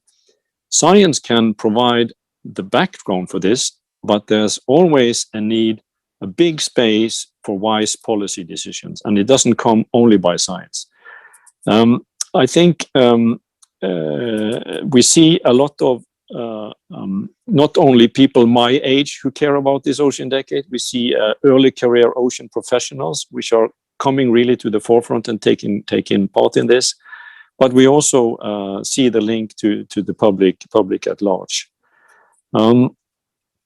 What we really need to do is to make sure that the world understands these connections that exist. I'm pleased when I talk at an event hosted by Portugal to note the very good collaboration that we've had, not only between Norway and Portugal, but between 14 heads of state in the high-level panel for a sustainable ocean economy, which has been working for the past 2 to 3 years, delivered its transformation document last December, and also has produced a large number of science and expert group reports over that period. And the key message for that from that panel actually is that we can actually combine effective protection, sustainable production, and equitable prosperity. These things are win-win-win. They are not in competition with each other. So when we talked about the climate-ocean nexus, we've talked about the impacts of climate change on the ocean, which are devastating. I mean, in some of the tropical fisheries may decrease by up to 85%, creating big problems for the coastal population. But there are also solutions to climate in the ocean and in the ocean economy sectors. Offshore wind is coming up in the North Sea, but also elsewhere around the world. We have identified in the reports for the high-level panel contributions from ocean-based renewable energy, maritime transport, fisheries and aquaculture, coastal ecosystem management, and also, in fact, carbon storage in the seabed, which is the least certain of these, but which may actually come to fruition. And then we can take more than a fifth of the emission gap needed by 2050 to go down to a 1.5 degree scenario, which is what we need. Ocean acidification is threatening the ocean, in addition to the climate warming, the deoxygenation that was mentioned. We can also see a lot of possibilities for more food from the ocean. There is, in addition to the biodiversity event later this year and the climate ocean nexus, there is a UN food summit coming up, where blue food, aquatic food from ocean, rivers and lakes, really has to make it to the agenda for nutritious food to a growing world population. and to make sure that we can develop also aquaculture in a sustainable way. More shellfish, more of the unfed aquaculture has great potential, and we've lined that up. So I think this storytelling narrative that we can make the ocean economy sectors really be solutions to the problems and not be in competition with protection.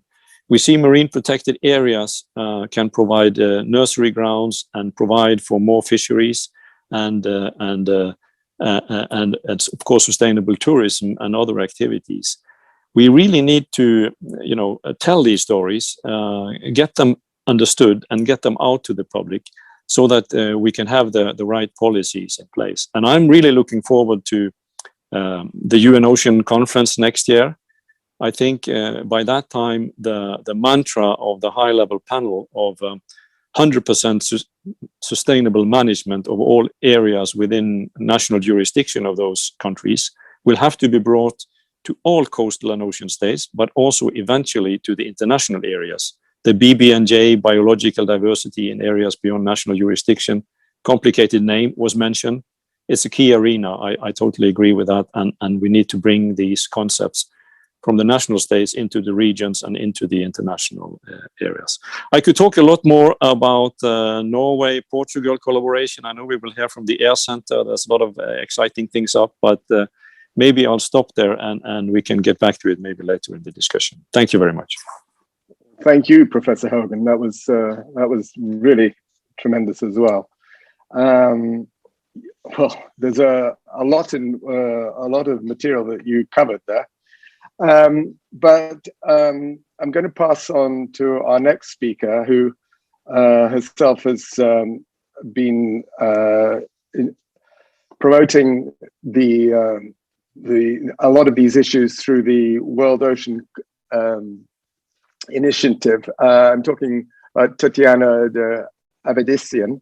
I hope I pronounced that right, Tatiana, who is Business Development Manager for the Economist Group, and in particular the World Ocean Initiative.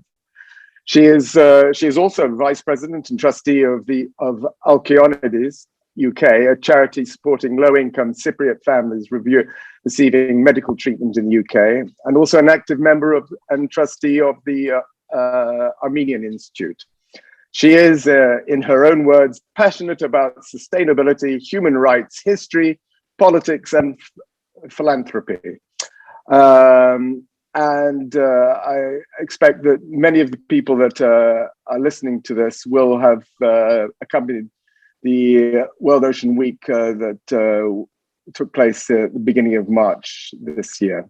Tatiana, the floor is yours. Thank you, Roderick. Great to see everyone. And thank you, Miguel, for pulling this together. I think it's a very important discussion. And, I'll give a little bit of a background about the World Ocean Initiative and sort of following on from Professor Hogan's, comments about storytelling.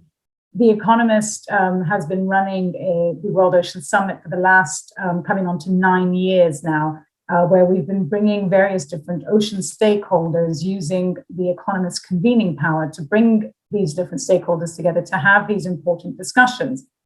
And over the years, what we found was that, the event alone, although very popular and very much in, a staple event in the ocean community calendar, we needed to do more. And so we developed the World Ocean Initiative website, which offers insight and analysis into some of these core issues. And we look at it through 3 lenses: finance, governance, and innovation.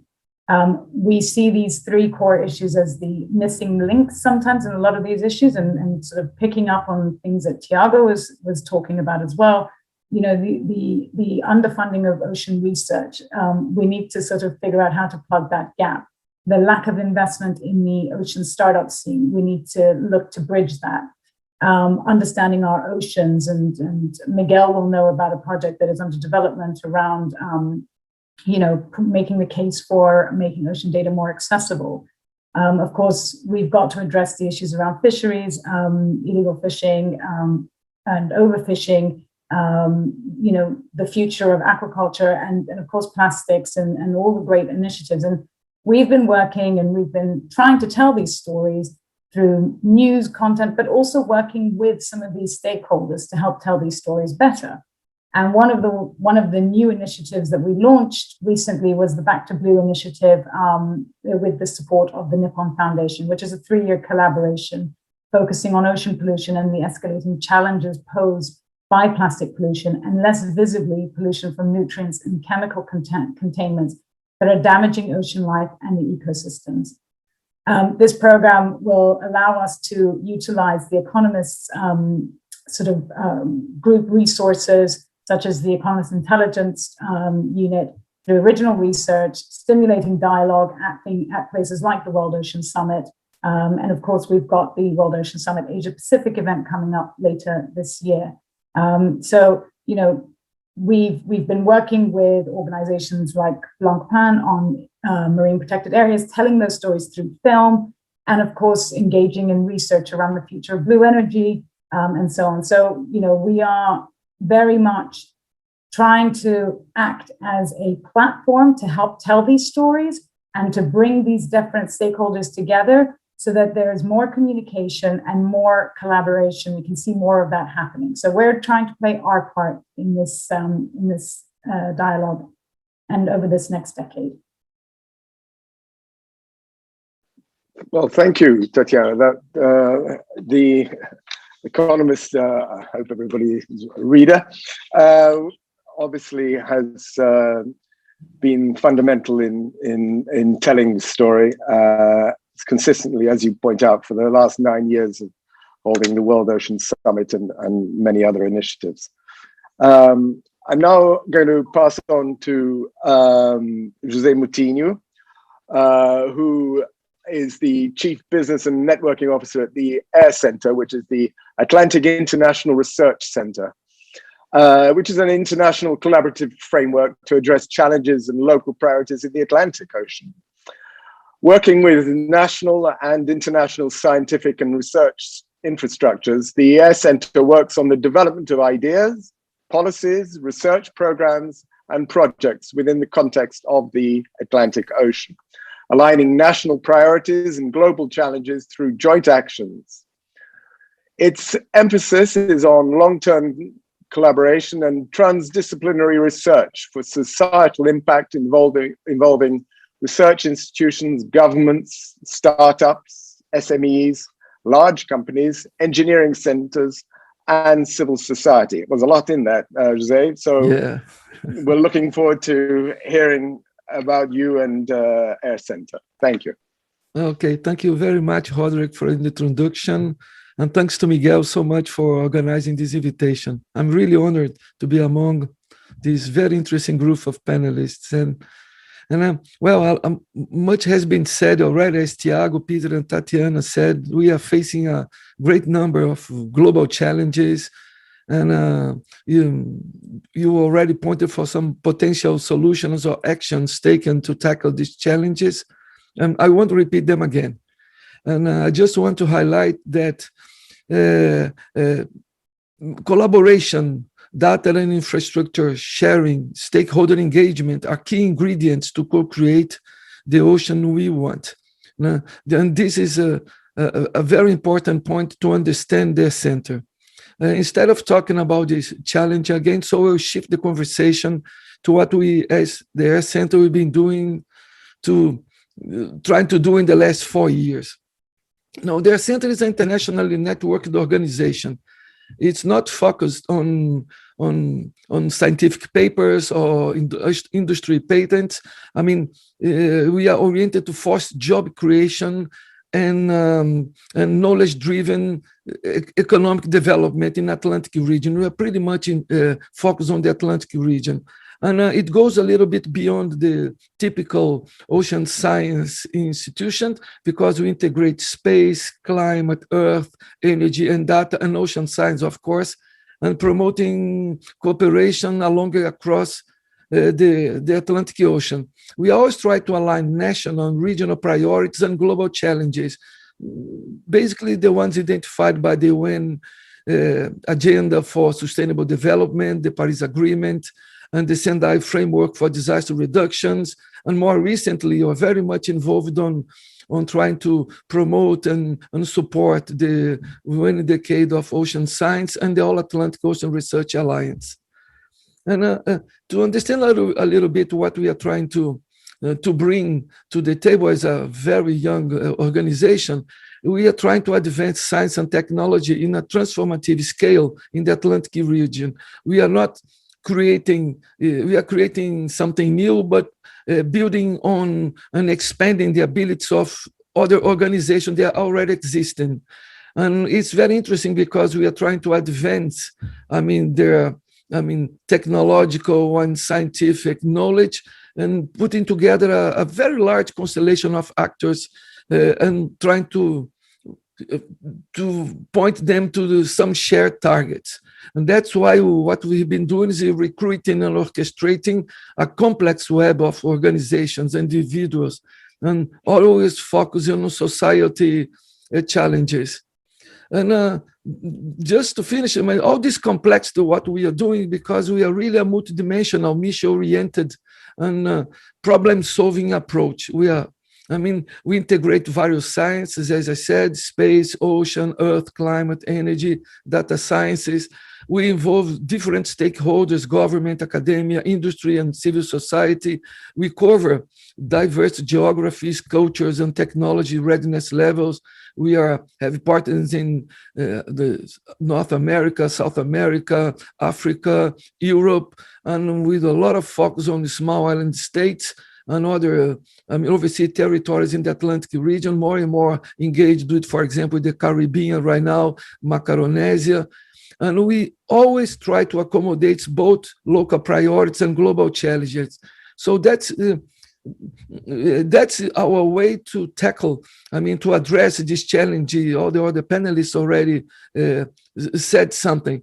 We try to understand what people need in the coastal communities, local governments, and try to create the necessary mechanisms to collaborate, or sometimes even try to find funding to develop projects that could address these local priorities and global challenges. So in a nutshell, that's what we've been doing, and that's what we are trying to contribute to the UN Decade of the Ocean.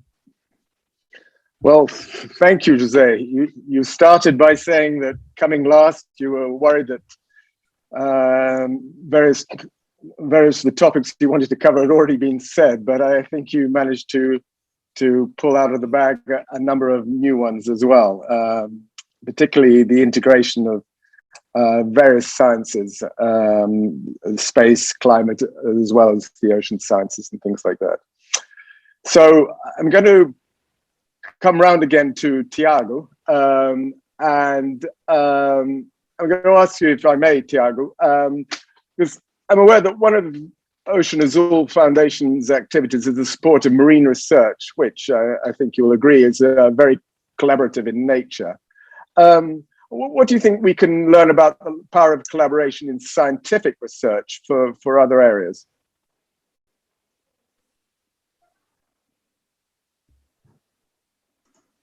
Tiago, I think you're there. Thank you. Thank you. Yeah, thank you very much, Rod, for that question.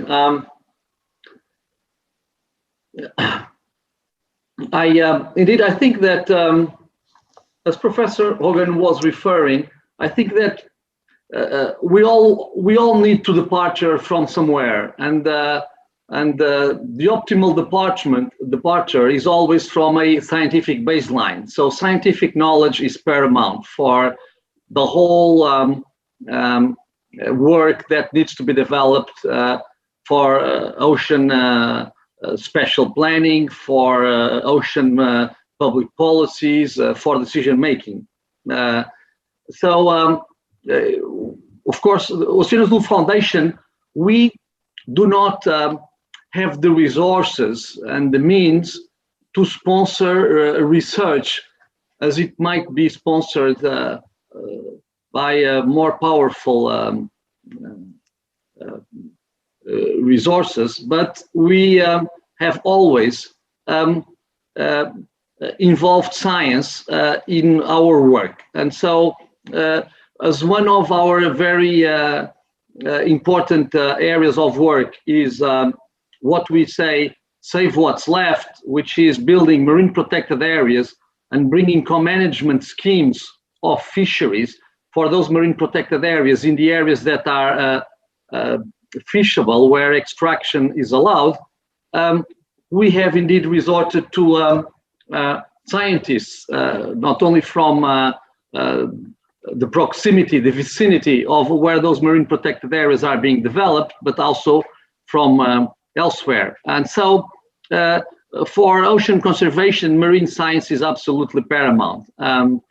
It's without their data, without the information, it's impossible to even to start with convince stakeholders like fisher organizations of the importance of preserving areas of the ocean as, in a way, safes for natural capital or banks for natural capital. I would think that if this is the case for ocean conservation, this should also very much be the case for any use of the ocean. And thereby, when we listen to new users of the ocean and the importance of continuing to extract wealth from the ocean, we think that all that should be subordinated to scientific data. And this is why we think that scientific data is going to be so important for discussions such as seabed mining and other activities that were never done before, that we do not really have an accurate assessment of the environmental impact they might have. And of course, in the 21st century, we know better, and we need to be much more careful than we've been in the last 50, 70 years, especially with overfishing and other types of fishing that, of course, should be condemned, like IU fishing. Yeah. Okay, well, thank you for that, Tiago. If I may, I will pass now to Professor Hogan again. Now, I was at the European Commission as an intern many years ago when Gro Harlem Brundtland produced her first UN report on sustainable development, Our Common Future, which I'm certain you will know very well. That was 34 years ago. And it was an important document, I think you'll agree, because it introduced the concept of sustainability to a global audience. Would you agree that at least now that sustainability as a concept is well understood in reference to the blue economy? Thank you for that, and thank you for the discussion that's going on. This is a very, very interesting question. I think that a short answer now could be to say that, well, we actually have, with the 17 Sustainable Development Goals, we now have 17 dimensions of sustainability. Because all of these have to be fulfilled, and they have to, you have to show either co-benefits or competition between them, which is a very, very difficult thing to do. And the question how to do it best with best available knowledge and science, but then again, leaving space for good policy and wisdom, if you wish.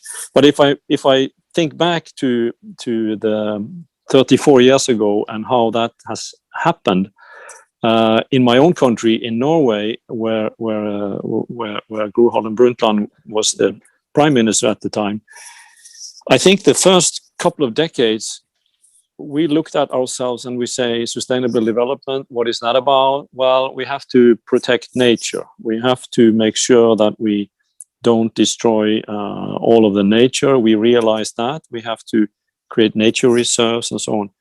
But we did not talk very much at all about societal change, about human rights, about equity, about how to make sure that everybody has, to eradicate hunger. And these aspects, which are now, first and foremost addressed in the Agenda 2030, it took a very long time. And even if I look back, when one tried to put this into education for kids, which we did, it all happened inside the sort of a natural science domain. And I think even if I'm a natural scientist and I do care about protecting both the ocean and land, I think that's a much too narrow view of sustainable development. We still talk about that a lot. When the EU now is coming up with a taxonomy, they start to provide financial rules and try and steer finances the right way. They start with environmental impact and climate and so on.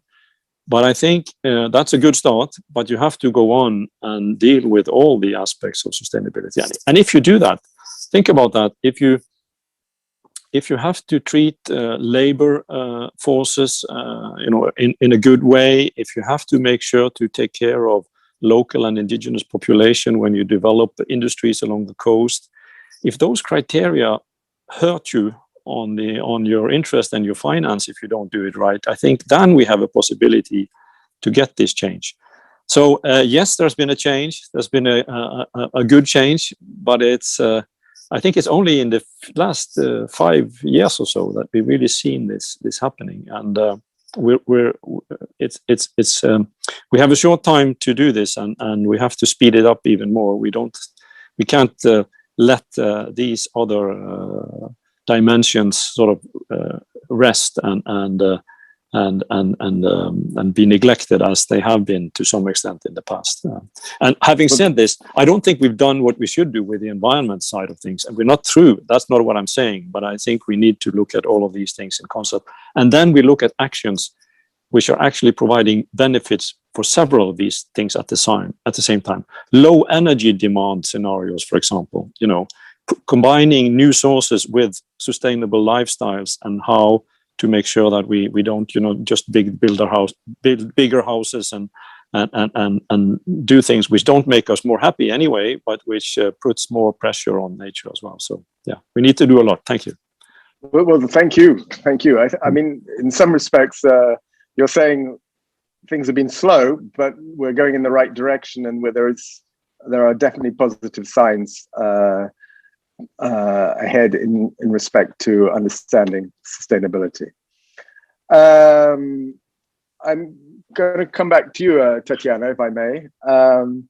The economist has an extraordinary ability to see through the noise and identify the issues that matter. Among the many issues, the publication's commitment to the blue economy is, notably through the World Ocean Initiative, is very striking.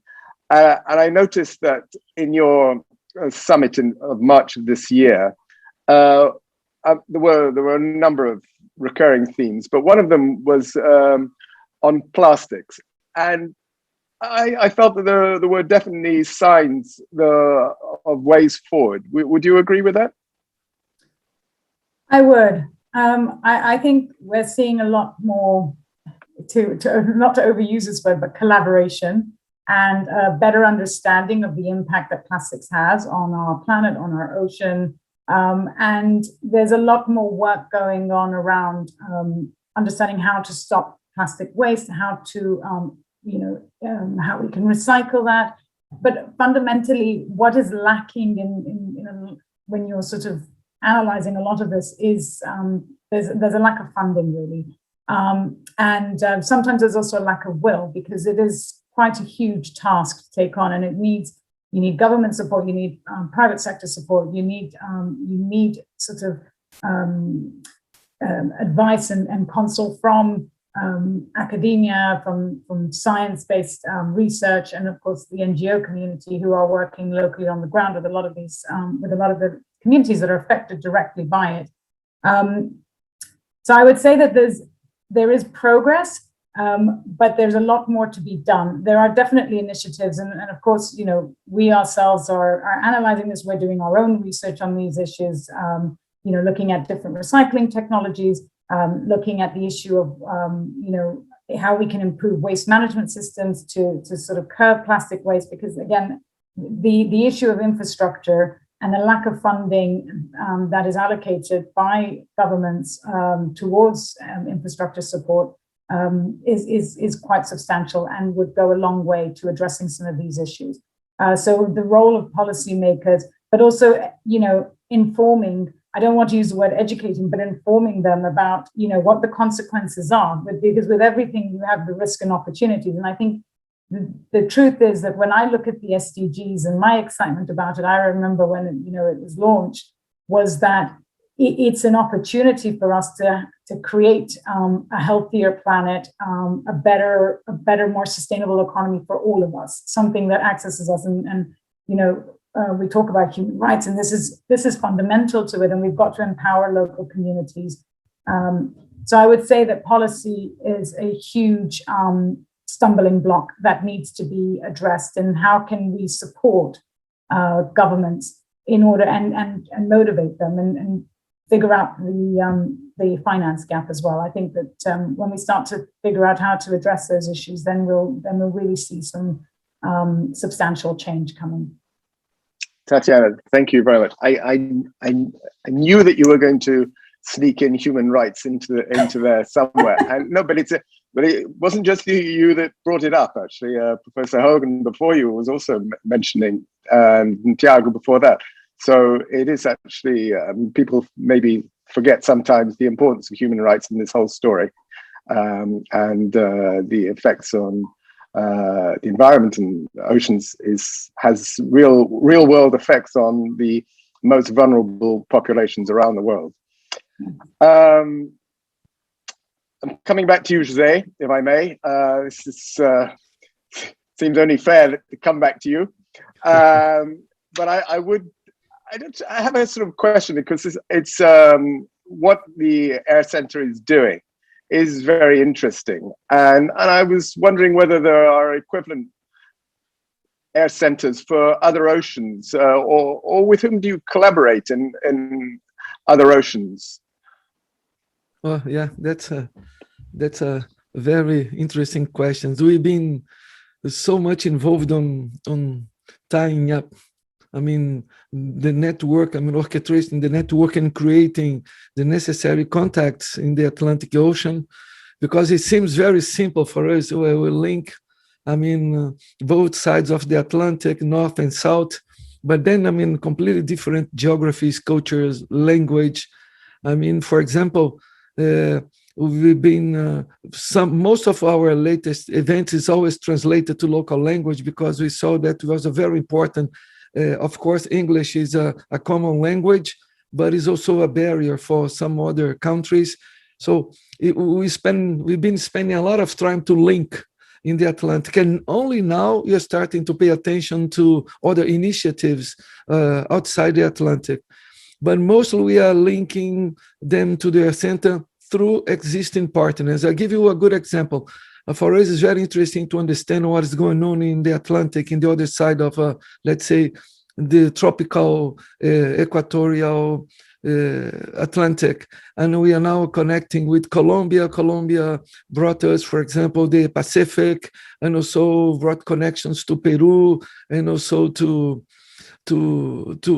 Venezuela, but most important to Ecuador as well. So we're just starting to link with other initiatives, and the most important thing is for us to link, what they are doing, to understand what they are doing in their different geographies that we could use in the Atlantic Ocean, and also what we have been doing right here that could be, let's say, replicate as a best practice or something like that in other areas and other oceans. But we are trying to link. The most obvious link is through South Africa. It's very important, the contribution of Indian Ocean through the Agulhas leakage, for example. So this is something that we are paying attention, and even more important now, more important to link to other oceans. We are very much focused on linking pole to pole. Bringing to our initiatives actors from Arctic and Antarctic.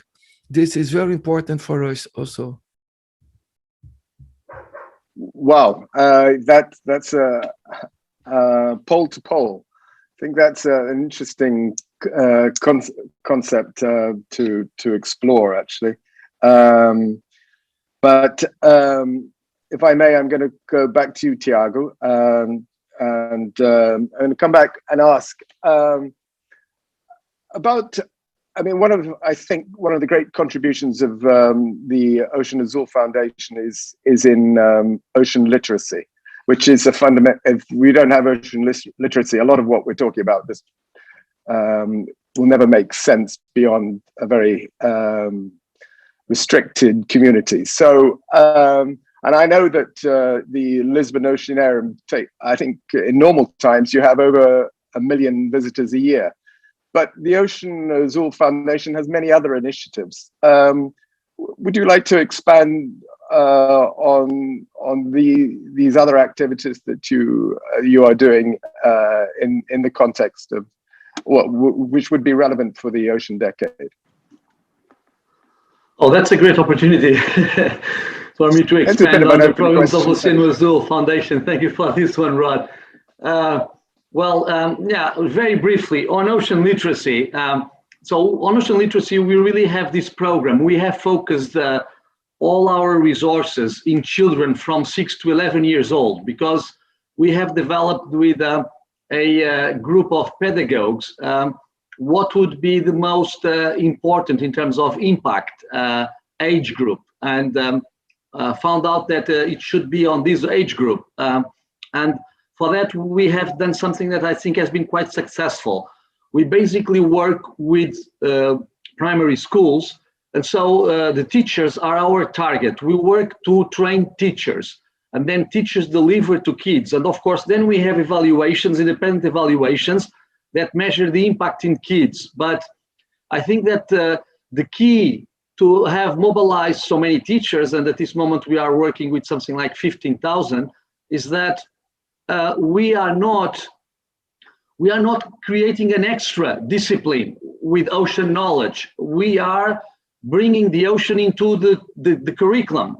So we use the ocean to help teachers to tell kids how to write and how to read and how to count and how to place themselves geographically. And of course, parts goes to biology, parts goes to history. So as you know now, Europe is very much on this horizontal curriculum. So this is the trend, and thereby I think that we've been able to help teachers doing their job, and I think that is the secret of the success of our Educate for a Blue Generation. I would probably just refer very briefly to other programs. We developed a new model for creation of marine protected areas, bottom up, in which we have been, for instance, we did that in the Algarve. We found out that there was this very important reef that needed protection. And so we started working with the local university, the local organizations of fishers and other users of the sea, and also the municipalities, the local authorities. And with that, we worked for 3 years on a participatory process that had no precedence in Portugal, in as much as we started with the opposition of the great majority of fishers.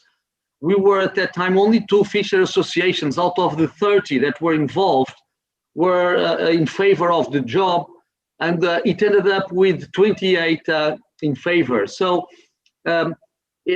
we have delivered this to the government, turnkey, so that we commissioned the scientific studies, the economic sociological studies, the legal studies, and we have presented to the government a serious file with everything there, and with something that I think is priceless, which is the consensualization, the discussion, the interiorization of the importance. I have to say that now in Algarve, most organizations that have participated, and they were more than 70, they have the ownership of this project. They understand that preserving the ocean in this new marine protected area is going to make a difference, not only for the ocean, but only for the qualification of their territories, of their communities. And so even for their economy, because economy now needs to have the stamp of sustainability anyway. So we are now doing another case in another part of the Portuguese coastline. And I think that we are developing what needs to be done in anywhere. This can be replicated elsewhere, this kind of model. So bottom up, starting local, and then giving the job done to the government. And now, of course, we need to be assisting the government, but we think that we shortened a lot the time that needs for a marine protected area to be in place. And the last one, very brief, is the Blue BioValue, which is a very strange program for an ocean conservation. But as we believe that we need to change the economy, we believe that we need to lead by example. And so Oceano Azul, together with another foundation, the Gulbenkian Foundation, we have developed this accelerator, which had already 3 editions, in which we bring to Lisbon blue biotech startups from all over the world. I recall Tatiana referring of the underfunding for biotech, for startups. And so we sponsor these boot camps with mentors and with exchanges that would, in a way, improve not only the technology of whatever is being developed by a small startup blue biotech company, which have came from Sri Lanka or from India or from Chile or from the US or Canada, but also, of course, a great majority from Europe. And this has been proven very, really, a program that is very needed. We are happy that many of these startups managed to get funding afterwards because of the improvements on their business model, on their business plan, on the market intelligence that they acquired with our accelerator program, and also in improving their technology. So this is something that we think is going to be important, because we think that this is a way of withdrawing wealth and jobs from the ocean that doesn't require bottom trawling, of course. It's carbon neutral. It requires a careful bioprospection by all the biotech companies, but this, which is of course based in the Nagoya Protocol, and of course a lot is to be done on that. The world needs legislation on bioprospection that could help these industries develop. Okay, thank you. I mean, you raise an extremely important point of how we can and we must create value in various ways from the oceans, and I think that's also a topic very close to your heart, Professor Hogan, as well. When you were speaking earlier, you mentioned blue food, and I think blue food is, you have, I think, some ideas you could perhaps share with us on how we can use blue food as part of the solution to create a sustainable source of protein for we're nearly at 8 billion people on the planet now. But how do you see the evolution of blue food? Thank you very much, and apologize. I had to move a little bit, but I will listen to everything you've said. Okay, I'm sorry to catch you. No, that's all right. I think there's a lot of opportunities for blue food. You mean, in Norway, we've been doing fish farming for a long time, and there have been and there are problems with fish farming, environmental issues. There used to be a lot of use of chemicals and antibiotics and so on. There's a question of which species. There's a question of which fits here and in different conditions. But I think we're learning along the way, and also about how to get feed for fish farming is now a key issue. It doesn't help to eat fish if the fish is fed on soy from land, which is taken from land use changes, which are not very sustainable. So there are many issues, and the seafood industry has grown fast, but the seafood industry is very conscious about sustainable development and the requirements and the financial and other the market cares about sustainable seafood, and we see more and more market-driven and consumer-driven approaches to certifying and making sure that there's a traceability and all that. So I think that kind of seafood industry has a sustainable future, and they're very, very well aware of it. What is even more exciting, I think, is the possibility to have more shellfish and, well, what we can call ocean vegetables, all kinds of seaweed and kelp and products like that, which we've only just seen the start of. And these are much more benign at the start, because you don't need to feed. You harvest from the ocean directly, sequester nutrients, build food, and in some cases they can also produce feed for aquaculture or finfish. So this is quite intriguing, actually. If you look at the history of agriculture, which has been around for thousands of years, and we've developed the species and the techniques and so forth, aquaculture, with the exception of some few land-based, fish in Asia, which has a 1,000-year history, mariculture is essentially a 50-year history, really. And if you look at all the species in the ocean and all the possibilities of that, it would be strange if we wouldn't be able, with today's technology, to both find the right species and develop the right conditions to do it.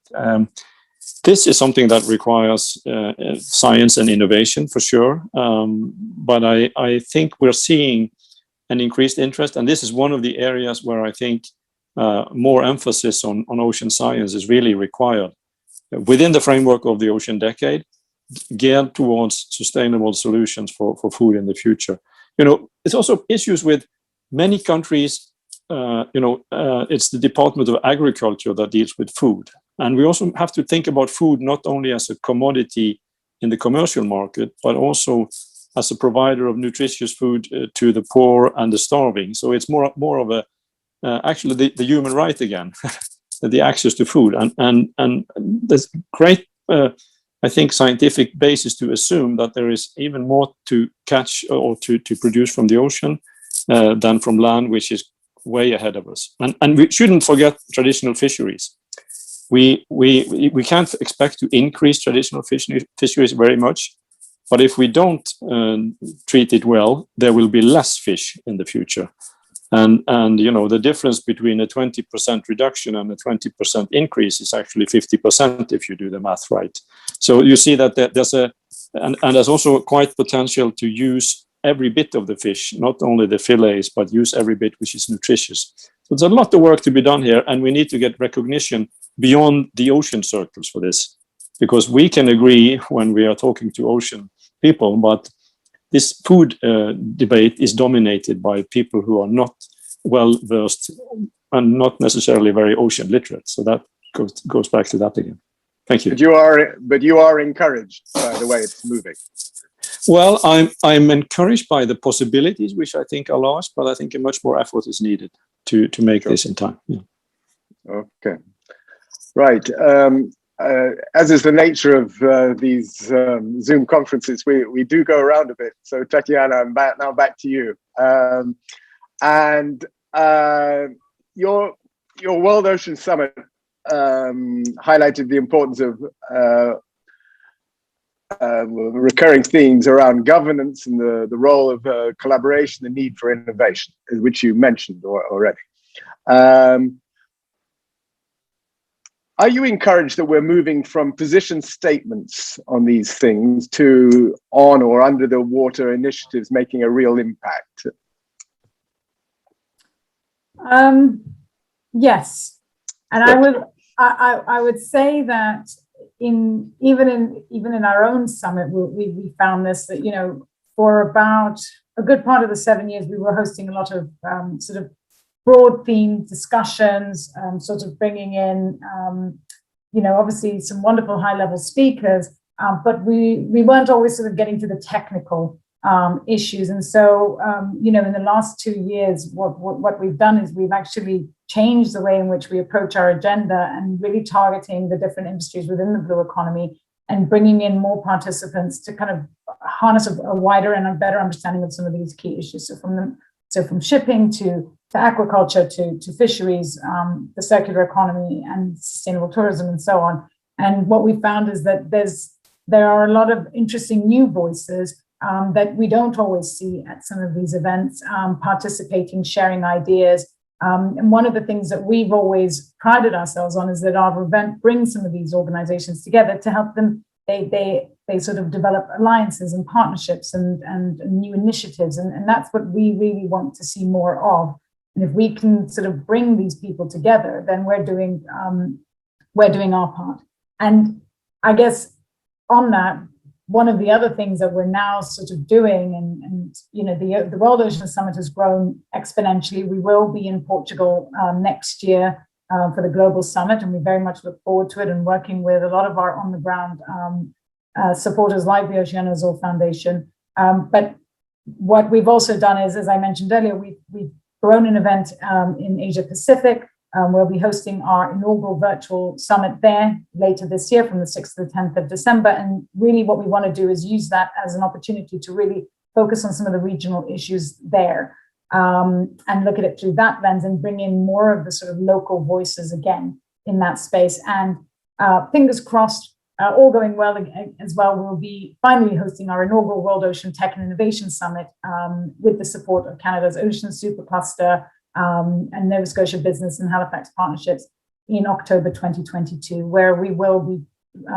talking more about the sort of the bridge between finance and the ocean startup community. So there's a lot that we're doing, and we hope that it's going to sort of foster more thought-provoking discussions and solutions.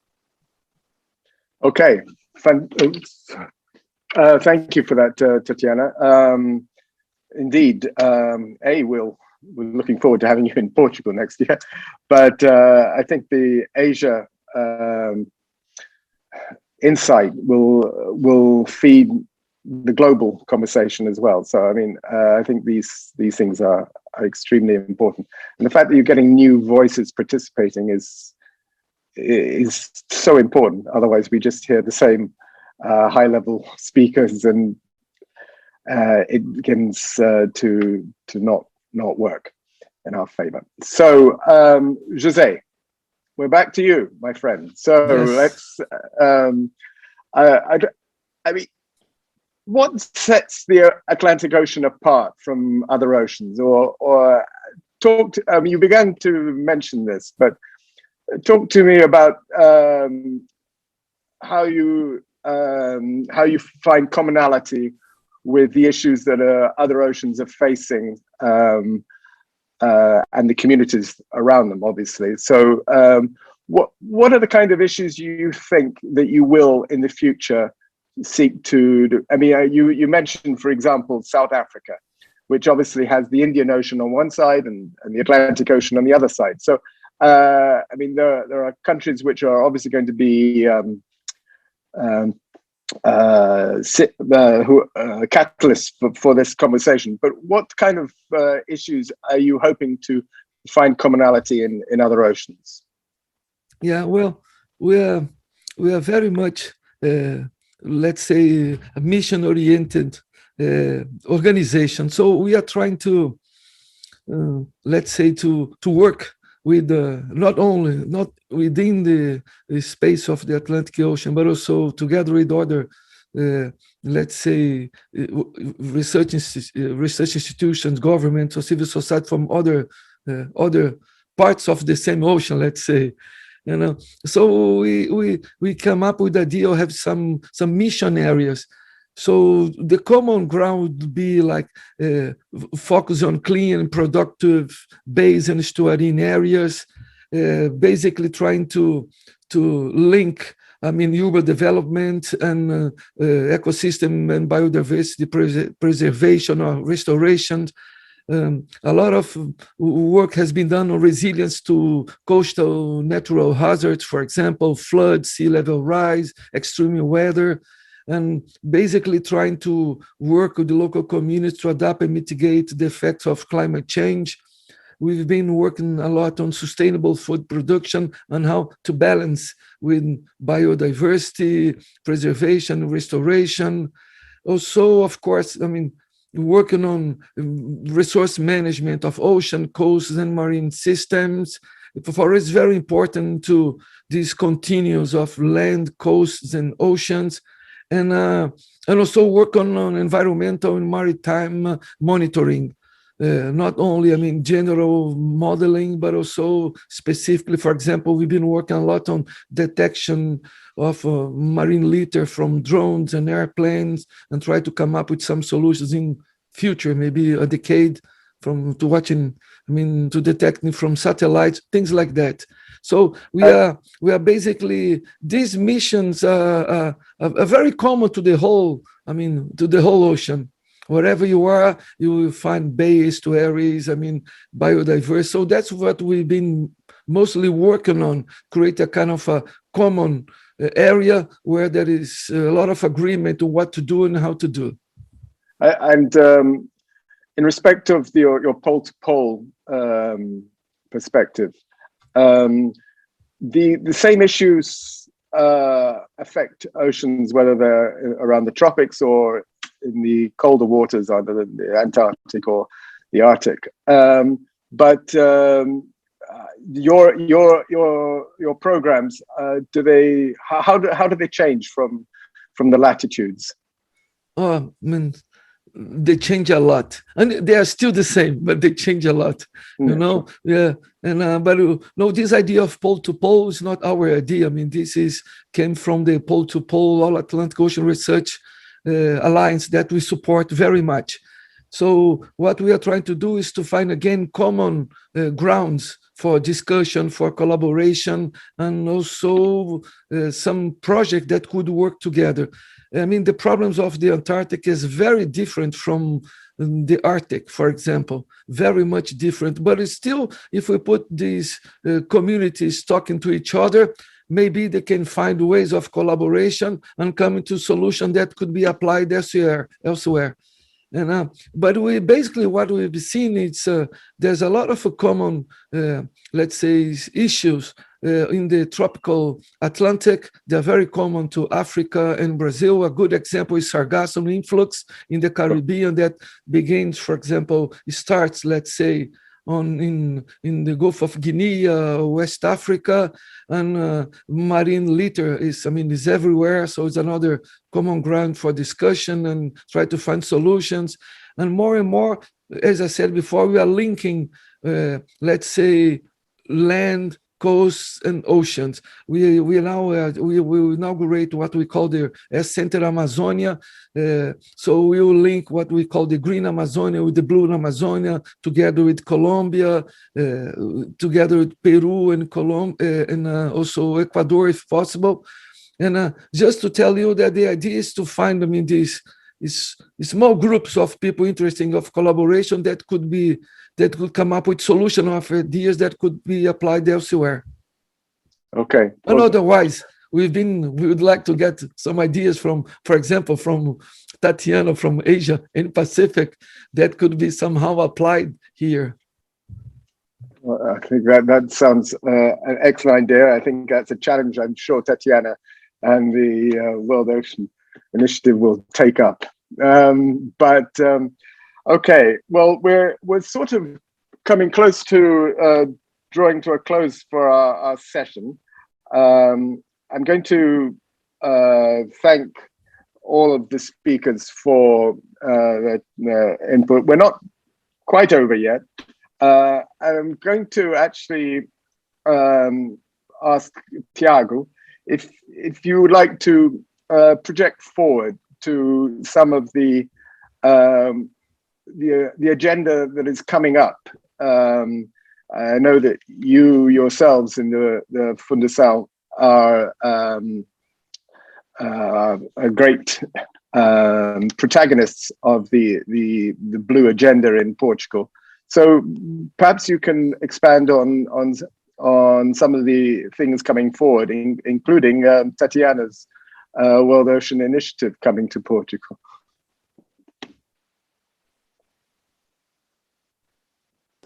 Yeah, there we go.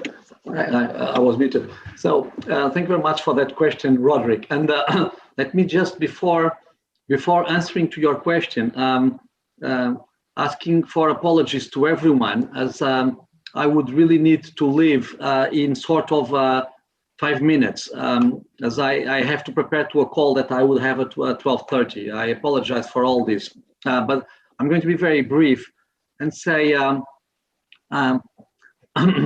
I agree that we are on a crossroads in relation to the ocean issues and to address the ocean crisis, to come up with innovative economic solutions. And I think that it's important that all of us contribute to the momentum that we want to generate. So I don't really see the UN Ocean Conference of next year as any final stop, but just as a stepping stone in the right direction. Oceano Azul Foundation really thinks that we need to increase the level of commitment, of political commitment by member states, United Nations member states, if we will adopt and take the decisions that we've been procrastinating for decades now in relation to the ocean.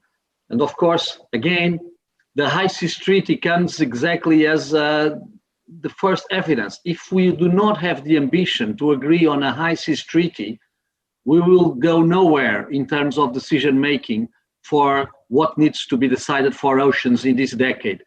And so that's why we are, in this respect, so interesting and working so much with the United Nations and also with the European Union to create, to somehow raise the bar of ambition that we think is not there yet. And of course that next year, the World Ocean Summit, which we are very happy, we've been working with economists a long time. At that time, as advisor to the President of Portugal, I helped the economist team organizing in I think 2015, Tatiana, to organize the World Ocean Summit that took place in Cascais in Portugal, and we certainly will do our utmost to make sure that the World Ocean Summit that will take place next spring will be a success, and that will contribute to this momentum that I think we all need to gather together.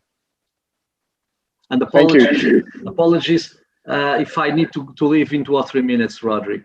Okay, well, Tiago, your contribution as always has been fantastic. Thank you very much for that, and of course you're excused. Apologies to the other panelists, I would say. All right. I fear that we've lost Professor Hogan, but Tatiana, I'm going to come back to you, and perhaps you could just say something about your expectations for, well, you've got Asia coming up in December, which is obviously important, and then you have you're coming here in the spring. What are your expectations? Well, over the next year, I would hope that we would be able to sort of reach some agreements on some of the key targets that need to be met. That we will be. I mean, I'm thinking about some of the actions that have come out this last month. That we'll see more momentum growing around the Women's Empowering Program that was announced earlier this month. I'm a keen advocate and strongly support the concept that women's participation in the global economy goes a long way towards sustainable development, and especially in sectors where they're very much underrepresented, like the maritime sector. So I would like to see a lot of these initiatives take hold. We will be launching our Changemaker Challenge, the third one in March next year, and look forward to sort of hearing and learning from, again, young and or experienced professionals developing new ideas to create a sustainable ocean economy. Well, thank you for that, Tatiana. And again, you introduced another important theme, the women's participation. I hope Miguel is listening to that for the Blue Info in the future, actually. We can, I'm sure, think of that as part of the mix. I think the human rights issues that you brought up earlier too, I hope that will become ever more part of the conversation around this, around the blue economy as well. So I look forward to seeing that. José, you get the final word, which I think I hope that is in compensation for being the last of the people on each round. So if you would like a final word, because we're just at the end of our session now. Just briefly, what we want to do is to collaborate more. I mean, to be present in more and more geographies and collaborate with the economists, collaborate with the Oceano Azul Foundation, collaborate with Miguel and everybody.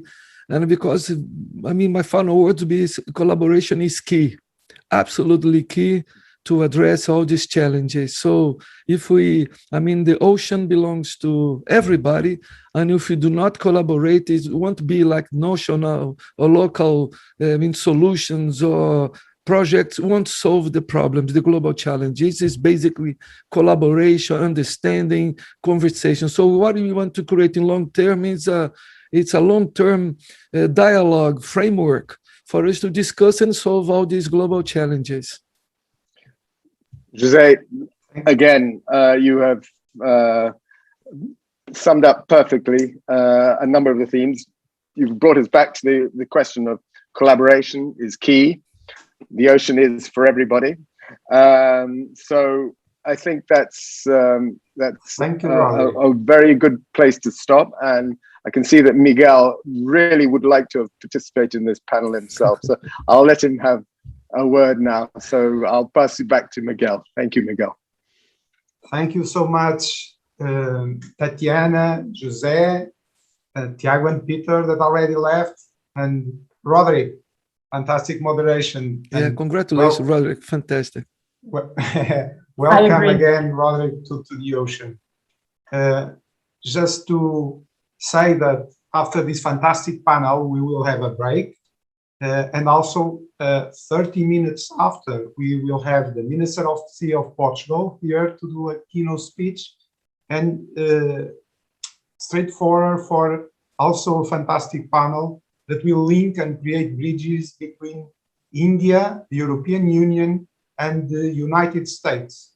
It's because of that reason, to try to connect the East, the Center, and the West, that this panel is at lunchtime for Western Europeans. So I'm sorry for that, but with this we can have all together India, European Union, and United States speaking and trying to create bridges. Again, thank you so much to the speakers and to the moderator, and I will welcome you in 30 minutes for the next panel. Thank you so much.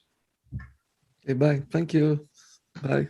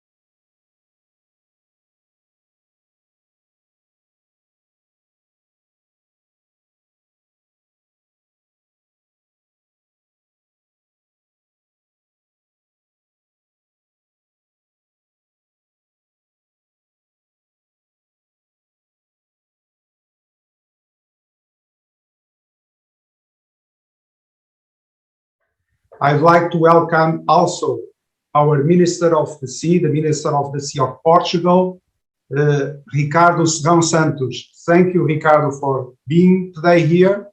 And also thank you for accepting this second invitation, because 2 months ago, we were supposed to execute this specific panel in order to create bridges between India, the European Union, and the Americas. Unfortunately, because of the crisis, global crisis, pandemic crisis, all in all the world, but at that time, particularly in India, and we say our praise to the ones that suffered and are suffering still worldwide. And also we dedicate this panel that we are going to have today here to all of that, and also for hope for a better future. And with this, I ask Ricardo to take the stage and give the opening to this panel. Thank you very much. Thank you very much. This proves that we had to delay, but we are resilient and we were able to recover. So we are here. I'm very pleased to open the discussion in this panel on this on sustainable development in all waters. Let me greet Maria João Babiano, Bhakti Devi, Mariana Mirpuri, and Mary Pagano Hera and Sanjita Hair, that I believe are participants. Some I see they are participants here in this panel. And of course, for you, my dear friend, Miguel Marx, a special greeting, and I thank very much your kind invitation to be here.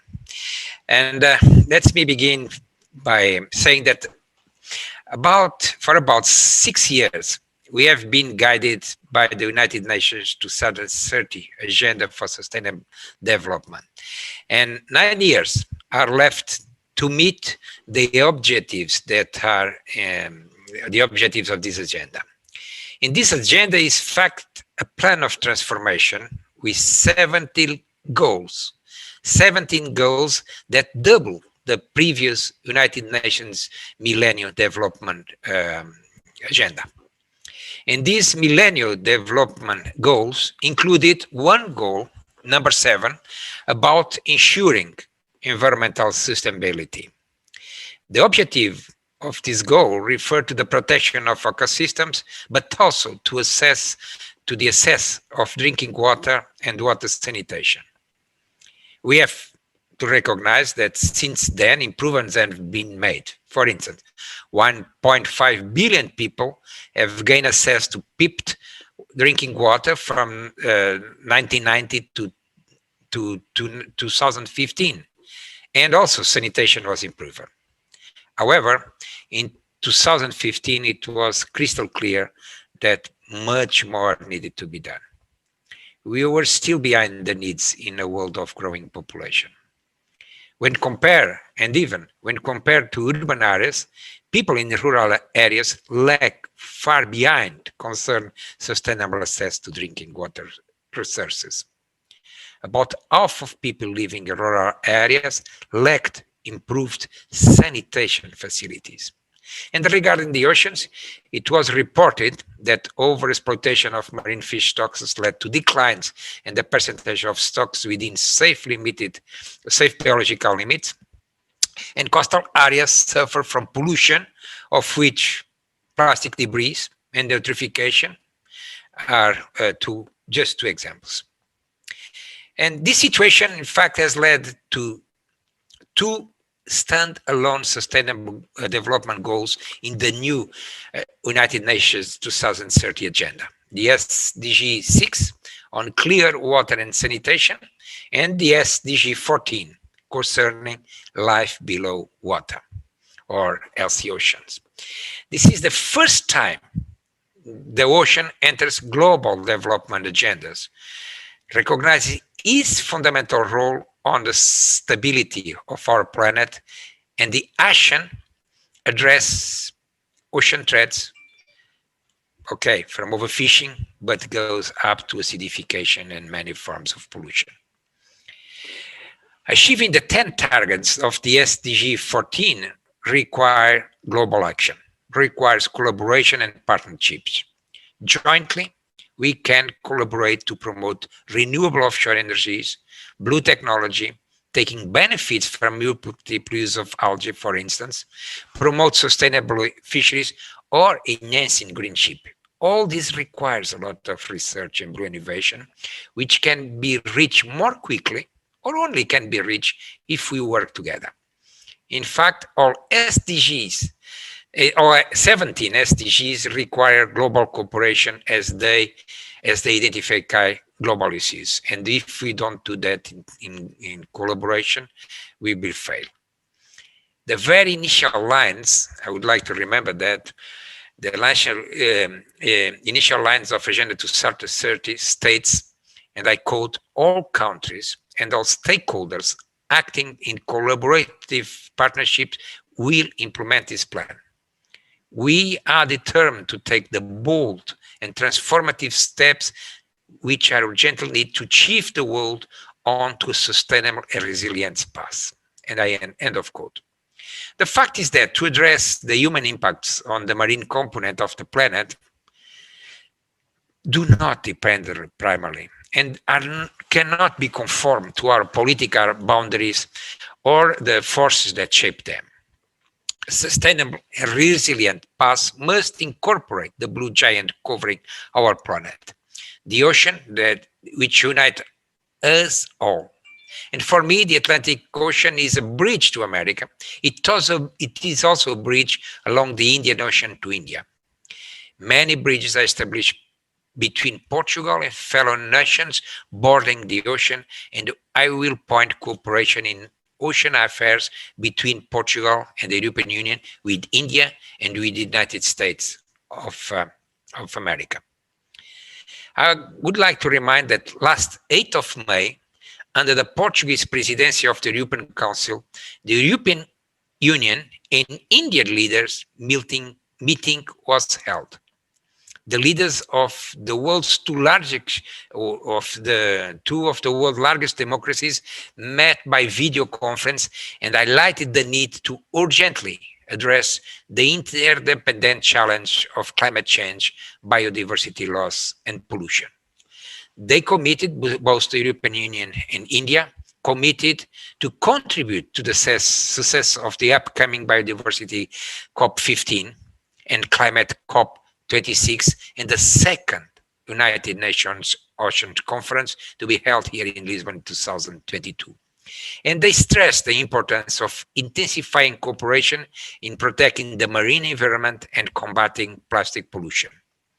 I equal the challenge made in this meeting to invite all nations to engage in the negotiations on a global plastic agreement. And before that, between 2017 and 2020, high-level visits between India and Portugal were taken. The Portuguese Prime Minister that, by the way, is the first Indian origin head of government in the Western world, in its visit to India in 2017, stressed that if 5 centuries ago it was the marine route that brought us together, today it will certainly be the digital route that will bring us together for the future. He also affirmed that science and private sectors are 2 pillars of cooperation. In fact, in that same year, 2017, a memorandum of understanding was signed for research and marine resources between the Portuguese Institute for the Sea and Atmosphere and the Secretary of the Ministry of Earth Science in the government of India. And back in 1977, a commercial agreement was signed on the export of fishery products. And I also acknowledge the Blue Economy Hub located in Goa, that I had in the past the opportunity to visit in terms of scientific cooperation. And I believe one of the main promoters of blue economy initiatives across India as an accelerator of companies and projects in the area of the sea. The Portuguese Director General for Maritime Policy under my ministry has already engaged with the Blue Economy Hub, namely regarding our Blue Tech Accelerator partnership, and I hope bilateral relationships can be strengthened with the view of promoting a sustainable economy of the sea. On the other side of the Atlantic, the bilateral relationships between Portugal and the United States of America is embodied in a bilateral commission that meets twice a year. In the wider framework of the sea, we have a joint declaration on cooperation in maritime and LNG, blue economy and energy security, an agreement on maritime and air search and rescue, both from 2017. But back in 1981, we signed an agreement concerning fisheries off the coast of the United States of America. And the Portuguese Institute of the Sea Atmosphere has been cooperating with NOAA, with the University of Washington, and with Fulbright. I salute the American administration for its intention to achieve carbon neutrality in electricity production by 2035 and plans to introduce offshore wind power production off the Californian coast, and salute the state of Massachusetts in matters of blue and green technology, where, by the way, there is a large community of Luso descendants, of Portuguese descendants. The United States of America were also one of the 3 signatories of the Galway Statement on the Atlantic Ocean Cooperation back in 2013, launching a transatlantic ocean research alliance aimed at advancing our knowledge of the Atlantic Ocean and promoting the sustainable management of its resources. It was focused in the Northern Hemisphere.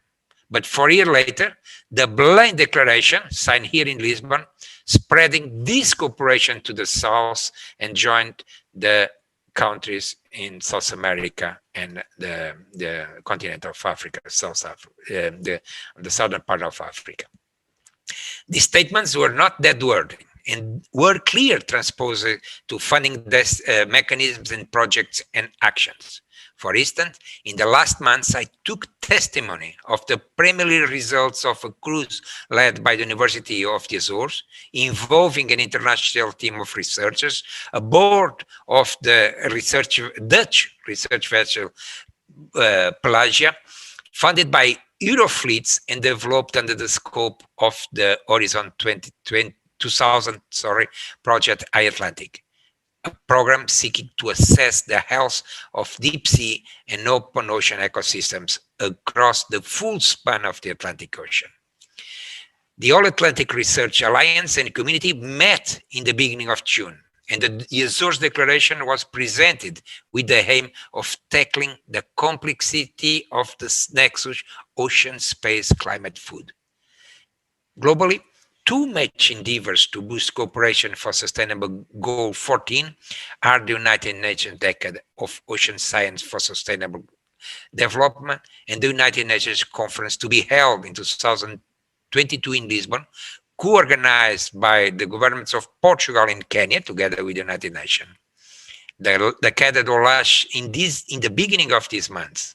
In fact, me and colleagues from India and the United States, respectively, Mr. Atmandanam Malayata, Mrs. Margaret Lynan, and Mr. Craig McLean, were part of the executive planning group that support the International Oceanographic Commission in developing the Década implementation plan. The executive group had 19 individuals, of whom 7 were women, quite not there yet, but growing. And gender equality remains a challenge also in marine and maritime affairs. Progress has been made. The Millennium Development Goals included a goal for gender equality, and in 15 years, from 2000 to 2015, many more girls were in school, and women had gained ground in parliamentary representation in nearly 90% of the 174 countries with data. But it was recognized that there was much more to be done, and gender equality is still a standalone goal in the Agenda 2030. That is why I salute all the women of this panel, the institution that they represent, and rest assured that in Portugal, we have highlighted this issue. We have a woman as the Secretary of State for Citizenship and Equality. We have a woman, just to say a few, we have a woman as our Secretary of State for Fishery, or as a woman as the Director General of Maritime Policy. On the 11th of February, we promoted the International Day of Women and Girls in Science, namely in marine science.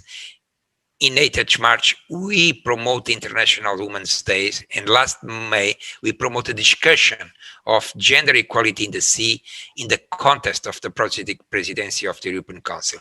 Of course, my dear friend, Professor Maria João Bibiano, he is here today, was involved in these setups. Women and men must keep this effort of getting everyone on board, female and male scientists, female and male politicians, female and male entrepreneurs, female and male citizens, girls and boys, aiming to create bridge across our ocean to promote a better future for all. Thank you very much to Miguel and all of you that are here in this panel. Thank you very much.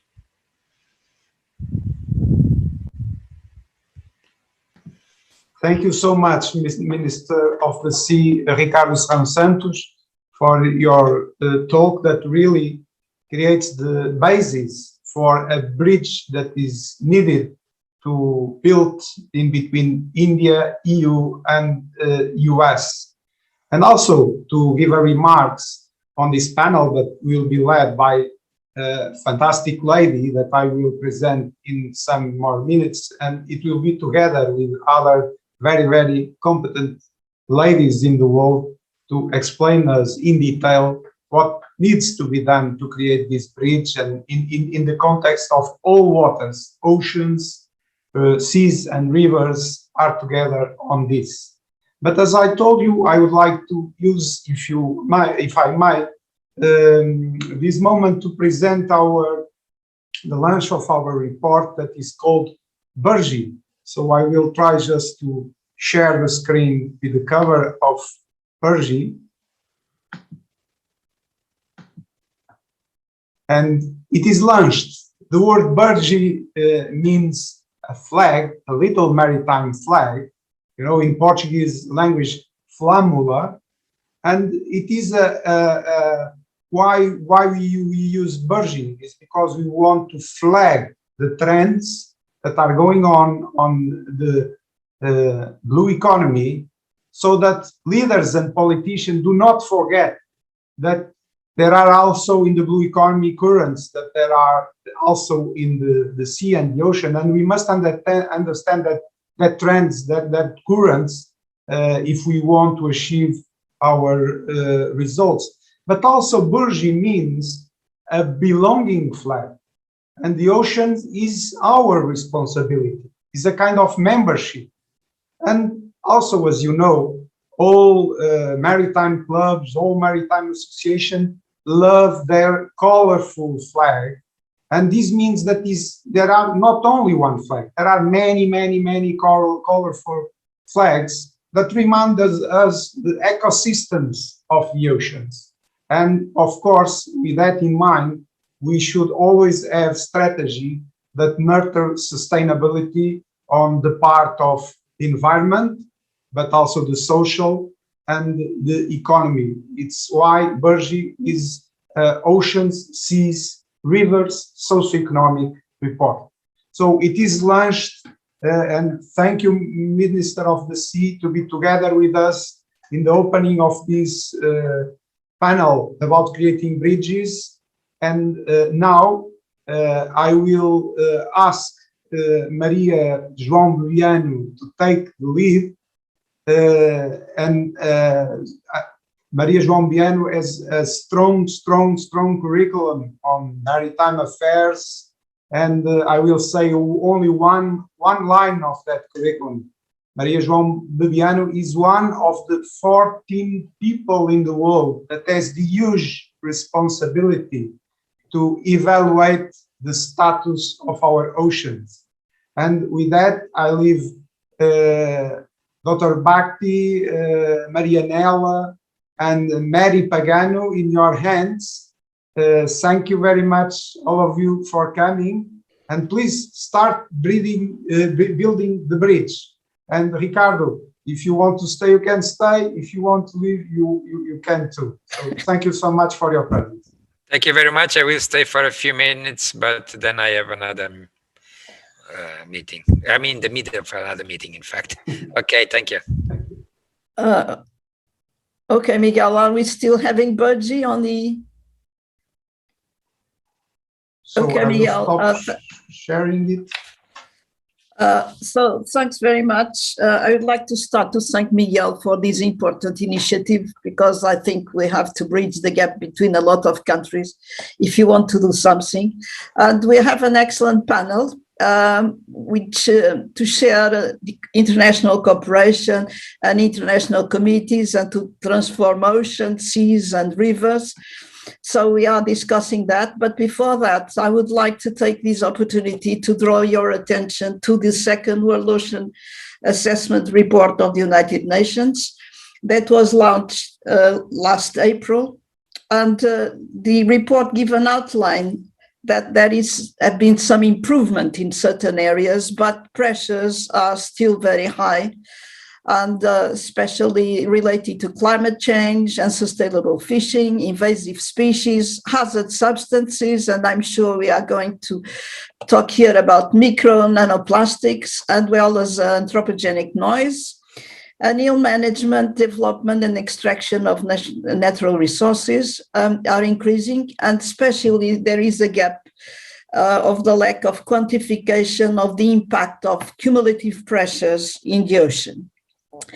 So with that, the United Nations also decided to continue their work and start a new report that will go half the way of the Decade of the Ocean. So it should be the third World Ocean Assessment Report that started in May, and I have the honor to be one of the members of the 25 members of the group of experts of the United Nations who are dealing with that in close cooperation this time with the Decade of Ocean Sustainability and Development. So that's why this meeting is really important. We had Vladimir this morning, and this group of the United Nations are going to collaborate with the Decade shoulder to shoulder to get a new report in close collaboration to the Decade. But now I'm going to give the floor to Maki Devi from India, which I salute very much. I myself have some background related to some relatives from Goa, so I'm also connected there. So Professor Bhakti is an international expert in internal and coastal waters, and I'm sure she could share her fantastic experience towards sustainability and cooperation. So my question is, what do you think we can achieve as an integrated vision in all these water bodies and their respective coasts to improve their quality and enhance their sustainability? So the floor is yours. Thank you. Thank you for this opportunity. And it's very nice to get all of us together from various continents, especially in these challenging times. And also we pray for the health and well-being of everyone. And so with that note, I would like to basically just share some experience and what are my thoughts on the vision that we see. And so very importantly, what the pandemic and the corona times has shown is it is more than the virus, it is the neglect of the nature, neglect of the role, a significant, important, critical role that oceans and the biodiversity of the environment plays. And we humans are so conditioned that we only are able to recognize and appreciate this when we are impacted by the negative impacts of not doing something. So what I am currently leading an NGO which is newly registered to focus on promoting reset of hearts and minds, to focus ourselves more on the idea of moving away from extraction tendency towards healing the nature, restoring and protecting the nature, simply because our life depends on it, not because it's a charity. It is simply recognizing and appreciating. If we do not recognize now, when we are already faced the financial crisis, we have faced the climate crisis, and now I call it more, the pandemic is a biodiversity crisis. It is, we have to build a narrative, use the opportunity of the corona crisis world over to help people understand it is not the virus, it is the lack of biodiversity that has made us vulnerable. And that is very important. And we build this narrative so that people are able to appreciate and therefore give the required attention, resource, and focus in an actionable way, in a mindset way, because we have come at a time where we really have to challenge ourselves and say, what is the decision making all along we have done that has brought us to this crisis? Let us recognize, let us acknowledge it first, that the root cause is our extractive mindset, our exploitative mindset towards nature. That has caused the problem. Once we understand it, appreciate it that way, our focus has to be more on restoration, focus on ocean, its biodiversity, the terrestrial biodiversity, and then everything gets reset automatically, because health and well-being, whether it is social, environmental, or economic, is so closely dependent on the health and well-being of the ocean biodiversity and the close connection that the waters have with the vegetation and the land. So they cannot be separated.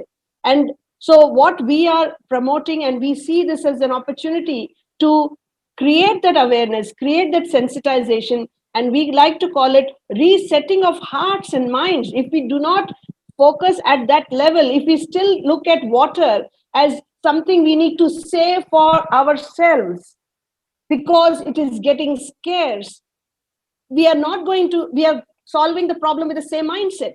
So the mindset has to be, let us heal the water cycle. Let us heal the all waters. Let us heal the ocean biodiversity.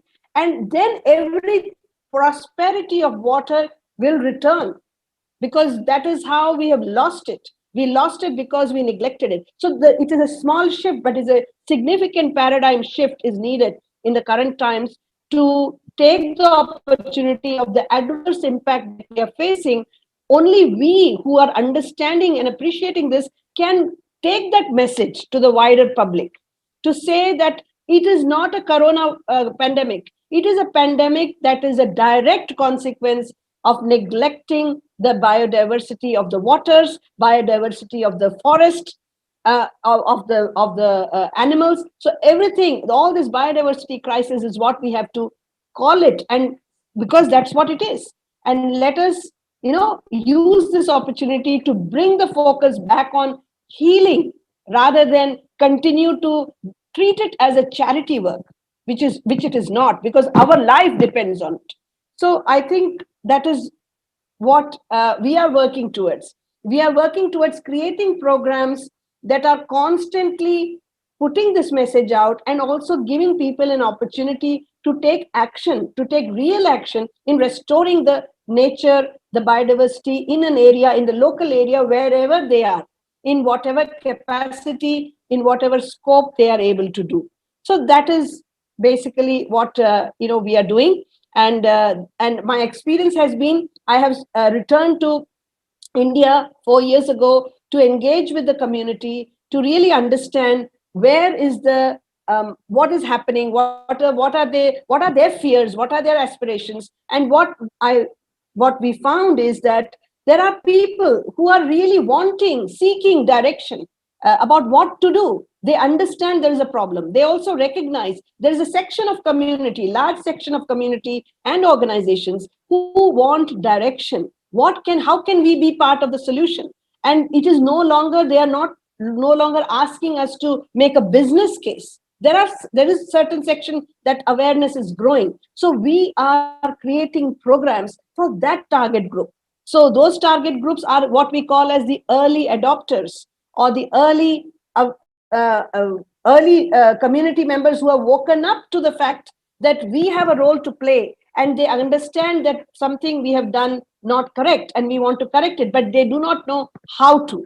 So our programs are created in order to, what we do is we create very useful tools, frameworks, and ways of empowering them, enabling them to show what actions they can take in a very tangible way in their own locality, whether it is a community group, whether it is a company, or whether it's a municipality. So these are the three areas the target groups we focus, who are already awakened to the fact that we need to do something, not because it is prove me the business case or return on investment, but because we understand that by doing the right thing, water, prosperity, and all the other health and well-being will return. So this has been my positive experience of within a crisis. There is a crisis, but there is also good news, and there is a silver lining to that, where community is wanting direction. Let us take that opportunity and give them all that they need to take action in a very informed way. So with that, I would like to pause and okay, thanks very much. We'll come back to you again for a few more questions. And I will it's my great pleasure to introduce you Marianela Mirpuri from the Mirpuri Foundation. They have had an excellent job in promoting sustainable use of the ocean, especially engaging in tidal plastics in all parts of the activities in our foundation. So Marianela, can you share with us the initiatives of the Mirpuri Foundation around the oceans? Thank you, Maria João. Actually, I'm here not only with Mirpuri Foundation, but also on behalf of the Wiki, from which I am the president in Portugal, and as a president of the HERA, the Light of Women. And by the way, I would like to congratulate our Minister of the Sea for the kind words he said towards the women and the women responsibility in this world. It really touched me as the president of this new concept of women empowerment, that is HERA. But starting with the Mirpuri Foundation, and of course I have to recall here that one of the students from the University of Maria João Bebiano, she was awarded the Marine Conservation Prize from Mirpuri Foundation, right? So it is our pleasure that this prize went to the university where Maria João is. And I would like to enhance, as Maria João said, the work and the strong commitment of Mirpuri Foundation for a better world, a better environment, and of course, better oceans. Because as you know, the oceans are 1/3 of the greenhouse gases and their pollution, and regulates the CO2. So they have a big responsibility and a big impact in our environment. I don't know if everyone is aware, but our boat with the title Racing for the Planet, just won the edition of the Ocean Race Europe this weekend. So this was a big achievement for passing this message of racing for the planet, and especially carrying the Portuguese flag in this very important event. I am sure that Portugal can be very proud of this achievement and of all the work that Mipuri Foundation is doing in order to preserve the oceans, and having the commitment to work for actually a better world.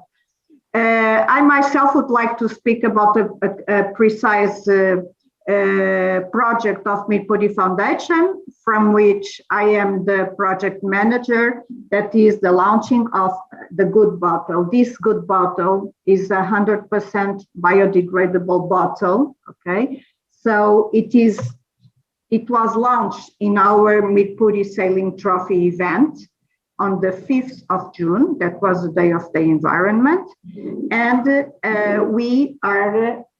I would like to speak about the bottle, and I'm going to take our brochure to tell you the 6 steps about this bottle. This Good Bottle, as we name it, the Good Bottle, is a Mipuri Foundation pioneering initiative in collaboration with the University of Minho and Sociedade de Águas de Monchique. So it is 100% Portuguese project.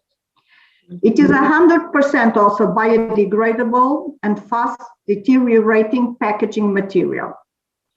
It is an historic milestone in combating the single-use plastic, which pretends to revolutionize the industry. It is good for the human health and the environment. The bottle's composition contains algae, which helps to renew the oceans and contribute towards marine conservation. The material, 100% created in Portugal, promises to be an example for the whole world. So as a Portuguese, I am very proud to say that this bottle that will be make an industrial revolution in what is the industry of the single use of plastic, that until now use the PET, and from now on have the possibility of using the new material that we call the Good Bottle. So we are right now doing the industrial scale that will allow this new material to be used all over the world as an option for the PET that we know so well that damages so much the oceans. And this is what we are discussing here. So I think this is the literacy that we must teach to everyone. So I will come back with other subjects, but I think I would like to point out that this was very important, and it will be a game change all over the world. Thank you, Maria João. Thank you, Marianela, for bringing that. I had the opportunity to have been offered one by the student who got the prize, and I was quite impressed. So she gave me her bottle that she got during the prize also. And I think this could be a very good solution for the future. So we have to disseminate all that knowledge, because this might be one of the solutions. So, but then I will pass the floor to Mary Pagano from the United States. Mary knows very well the high technology and for water solutions, and she's a member of ERA board and also Engine Solutions. That's also fundamental for communication and cooperation. So Mary, can you tell us about your experience and share with us your thoughts about technological events? Yes. So it's a pleasure to be here. And first of all, what the Mipuri Foundation is doing, what Marianela is leading, is a huge game changer. So kudos to the whole team, Marianela, because that's just absolutely brilliant. And anybody who makes a package should be using this material. So I'm in the United States. I've been in tech forever. between Motorola and AT&T and GE, and a family was in the water business as well. So I know how important it is. And I recall when we started to make bottled water, I was like, who's going to buy bottled water? And now it's gotten to the point that it's everywhere, and there's water scarcity all over the world that needs to be addressed. And I know even in the United States, we have challenges with drought. You know, there's talk of the Colorado River drying up in the next 10 to 20 years. And so scarcity is a big issue. And getting clean drinking water is also really important. United States has, what their pipes were put in the 20s and the 50s, and, you know, they don't last hundreds of years. So even the quality of water that people are drinking in some towns and cities is not healthy. So that's also an issue. We have today so many organizations. First of all, I have to say, we have a president now who believes in climate change. So we're very excited about that. So money will be flowing into the areas of, you know, creating solutions on our planet that are extremely green. And we're excited about that. When you look at, we have a lot of nonprofits. They're doing great things to clean up the ocean. You can Google, and there's a bajillion of them. I mean, I was in the tech space where we helped improve the quality of water, monitored it to make sure that there were, nothing, invasive in the water to protect the people. But the amount of organizations today is quite large. And even the EPA is starting to, promote these organizations and tell the success stories. And we are thinking globally. We're not thinking just the coast of the East Coast and the West Coast. We are looking at this from a global perspective around the world. And these organizations are doing a great job. We also have, celebrities, like James Cameron and, Leonardo DiCaprio and Richard Branson. They're all also making visibility to it so that the consumers, are thinking twice about, doing the right thing and cleaning up the beaches, the oceans. We have scuba divers that are doing things to help the coral reef, right? So everybody's in the game. And what I love especially is that the millennials today, they were taught about climate change at such a young age as a child. And a lot of these adults now are creating businesses that are more circular, that if you're going to create trash, you're going to clean up the trash. And this is something that's even more and more important, that we need to hold these big corporations responsible, because a lot of them are creating a lot of trash in our environment. And there's quite a few of them. And I think some of them are speaking up in regards to, zero carbon by 2030, 2035. And in addition to that, we have a lot of VCs and angel investors today that are very focused on solutions that are about climate change, that are about improving the water. I'm involved in a couple of them, and I love their thinking, and I love that they're very, goal oriented on this, that, it's not just money for profit these days. It's really about what are you doing to help the planet and help humanity as well. So we all need to be healthy, and the planet needs to be healthy. And what I love, and I think Marinella will talk about it a little bit more, is the work that we're doing with Harris City. It's really about bringing the women to the front lines to really make an impact around the globe in regards to the planet and humanity. And the water is the most important thing that we need to survive. So, Okay, thanks very much. Now I will pass the floor to Sanjit. She's from India and is a well-known entrepreneur, women activist. She lives in Mumbai and cares for a better world and a better future for humanity. And she's also an ERA ambassador in India and recognized by her work and empowerment of women. So Sanjita, can you give us your experience related to ocean, seas, and rivers?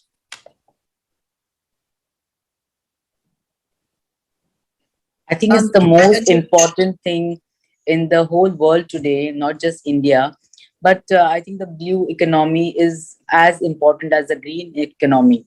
And if you go to see everything, around, and to our ecosystem is so important for the humanity.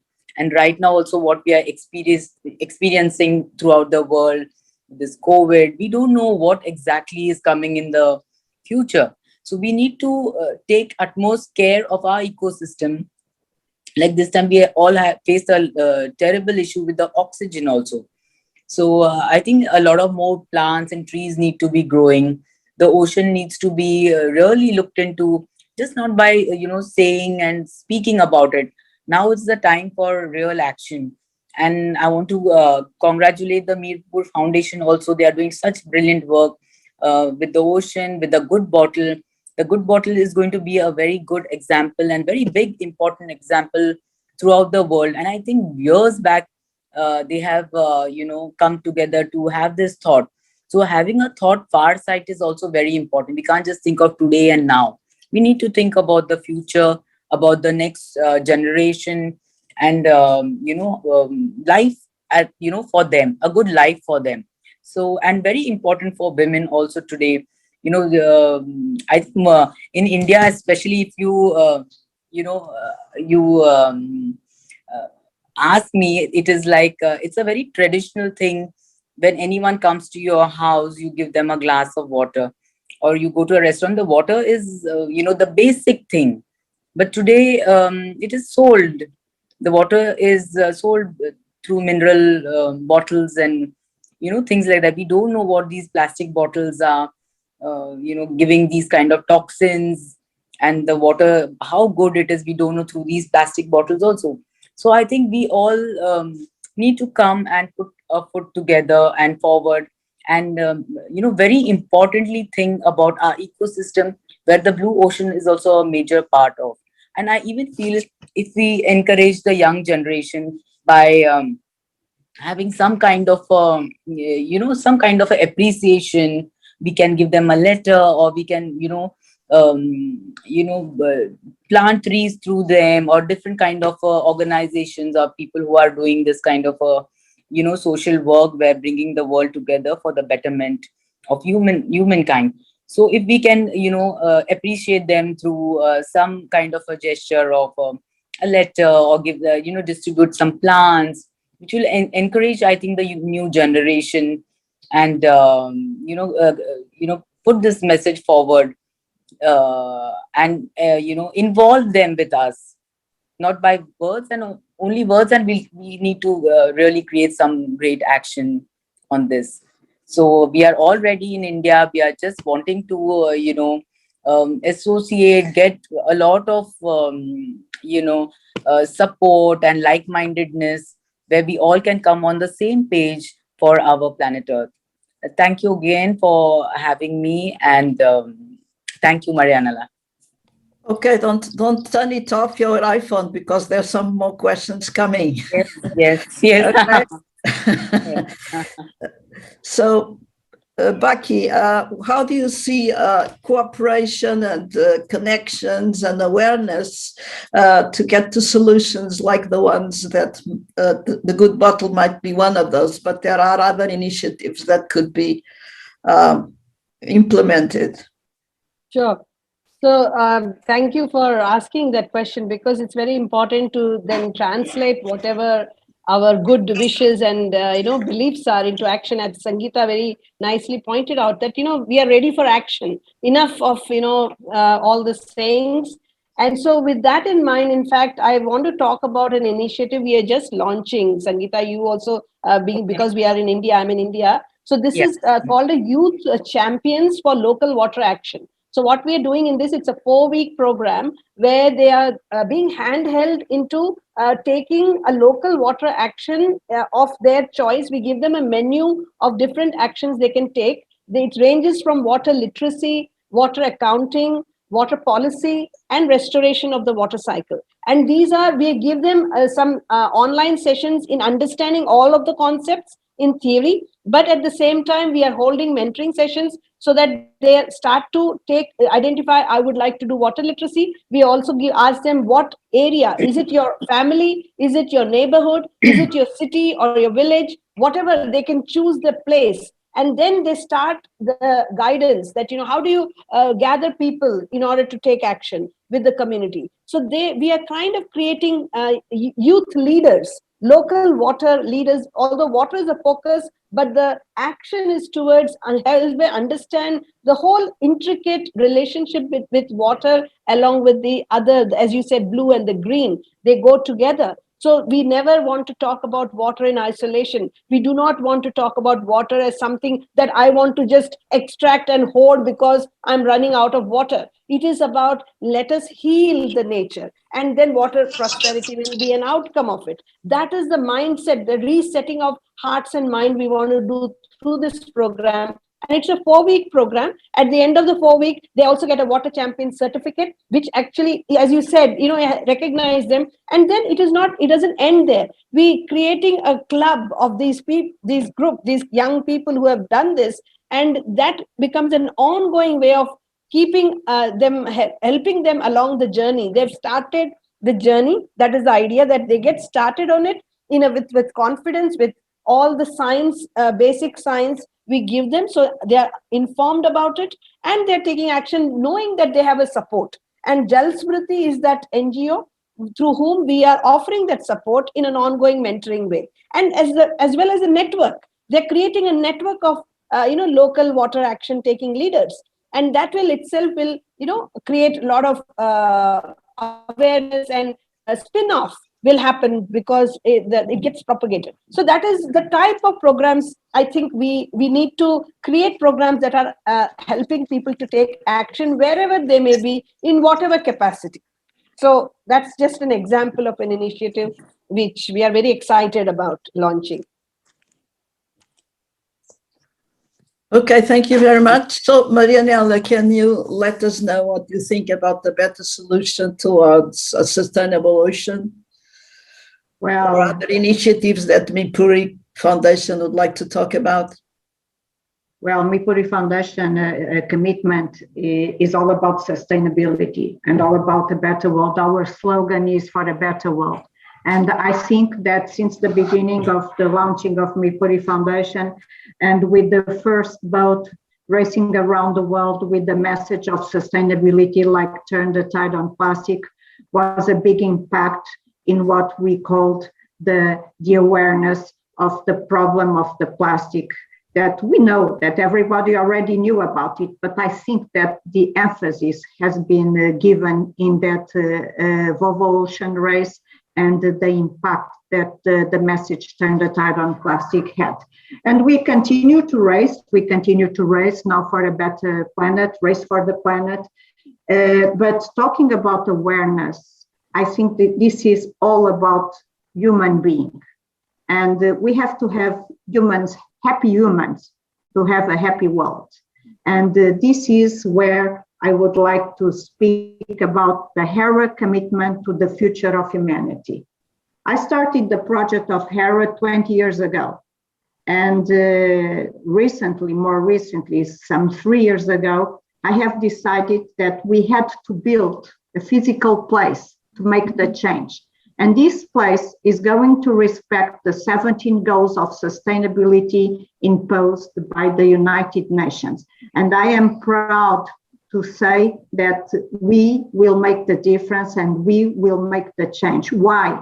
Because we will be a city that will be a visit card for everything that can turn the future of humanity into a better future for all the humans, and especially focusing the women, the respect for the woman and the place that the woman didn't reach until now. One of the goals of sustainability is still the gender parity. It is sad to say that in the 21st century, we are still very much away from the so-called gender parity that we all want to see in this world. And I hope to live to see it. And it is my commitment to build this city. And we are going to build, we already have the land, we already have everything going on in order that we succeed to start this important project for the future of humanity, for the world, and that will be this place where the change will be made. And as I tell you, we can talk about the oceans, we can talk about everything, carbon emissions and so on, but in the end of the day, it's all about the human being. So we have to educate the human being. If we don't educate, we will not have a better ocean or a better world. So this is all about education. And the Hero City, more than everything, is a platform of education and respect and working for a better future and of course, better oceans. Thank you. Okay, thanks very much. I hope for a successful Hero City. And now, Mary, can you just bring your possible collaboration and cooperation between tech and other areas for getting better solutions and quicker solutions to a better humanity? Yes, I've with my experience at Motorola and some of the projects that we did, we did a lot of one-offs with the Internet of Things, and there's so many things that you can monitor and control remotely. And the impact that it has made around the world is you're seeing it now in, your mobiles and all these applications. It's kind of like the consumerization of what we did years ago. And in regards to monitoring water, to make sure that it's flowing, it's getting to the sink, all those kinds of things, you use so much great technology. But the cool thing is that now there's robots that are cleaning the ocean. There's, it's just mind-boggling, some of the things that they're doing. And what I'm so excited is that the entrepreneurs are getting the investments to do what they need to do. So we as a humanity cannot rely on our government to save us. This is something that each and every person needs to do. Whether you're a housewife, plant some trees in your backyard, recycle, don't use plastic bags, take a container, don't leave the water on when you're using the tap, when you're brushing there's so many little things. And there's parts of the Southwest in America that's going through drought. I mean, they can't feed their cattle, so this is real. And so everybody plays a piece in this. It's not something like we're going to wait for the government to save us. Every single individual needs to take action. And if you have an opportunity to invest in charities that are doing great things with the waters, please do so. But the innovation is coming. But there's also this piece about what Marinella talked about, gender parity, because it is very important.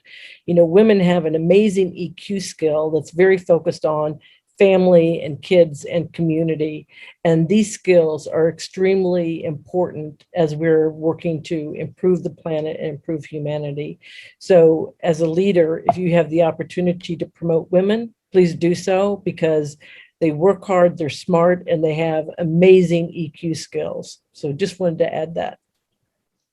Okay, thanks very much. Just to point out that we have the same problems at university level, and we decided to create a Portuguese Society of Scientists, because we had exactly the same problem.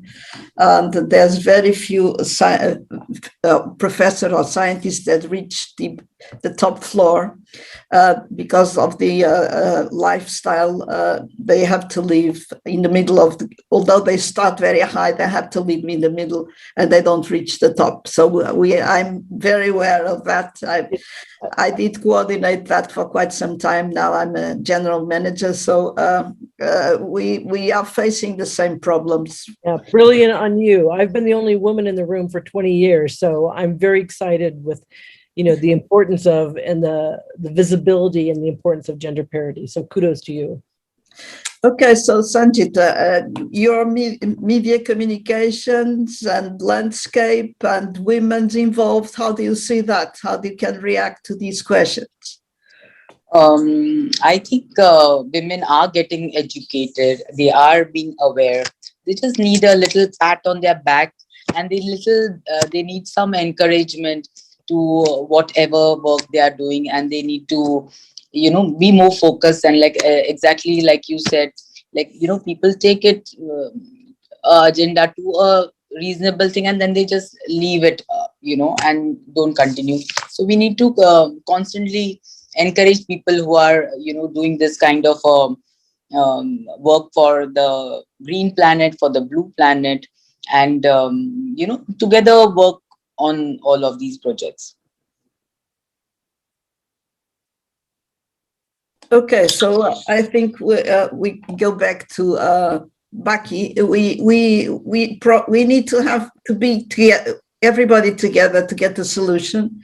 And as Mary said, little things can be very important to not waste resources. That's one of either from land or from sea. So how do you see, a multi-collaboration with either women or men in order to get better solutions for the future? Yes, I think it is extremely important to be inclusive, be women inclusive, because as Maria said, that there is a diversity of skill set and mindset that is very much required.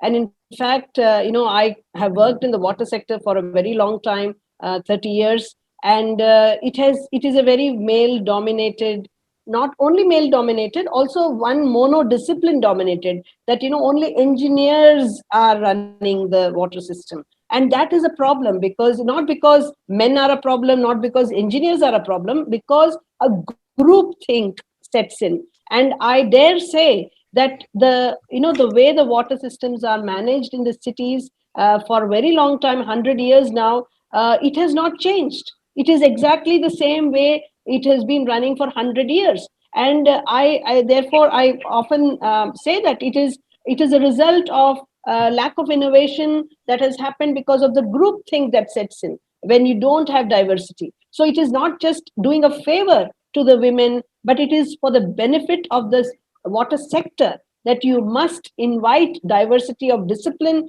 diversity of life experiences, diversity of age and gender.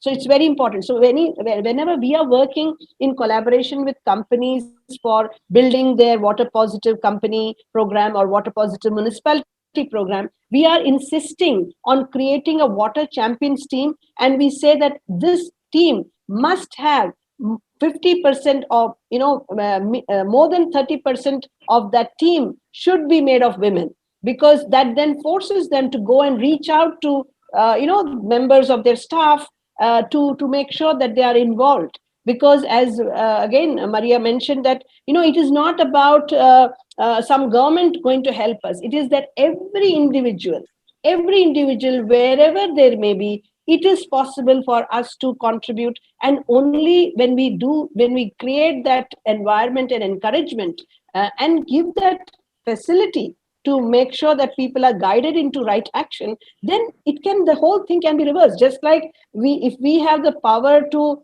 damage something, we also have the power to repair it and reverse it once we understand it and appreciate it in that way. So I definitely think that there is a lot of collaboration to go, because nature, we have to learn from nature. Nature works in harmony. Everything is so harmonious, so collaborative. So there is no other way that can work. And we have no other choice. And I think more and more people are realizing that that's a good thing. So I almost feel we are at the junction of the era where, a new renaissance happening, because people are beginning to appreciate. It doesn't take much for people to understand that there's something seriously wrong in the way we have been thinking. And that is an opportunity where which we are already been working in this space for a long time, to take that opportunity and build on it, and, then amplify the messages, can be amplified and scaled very easily and effectively.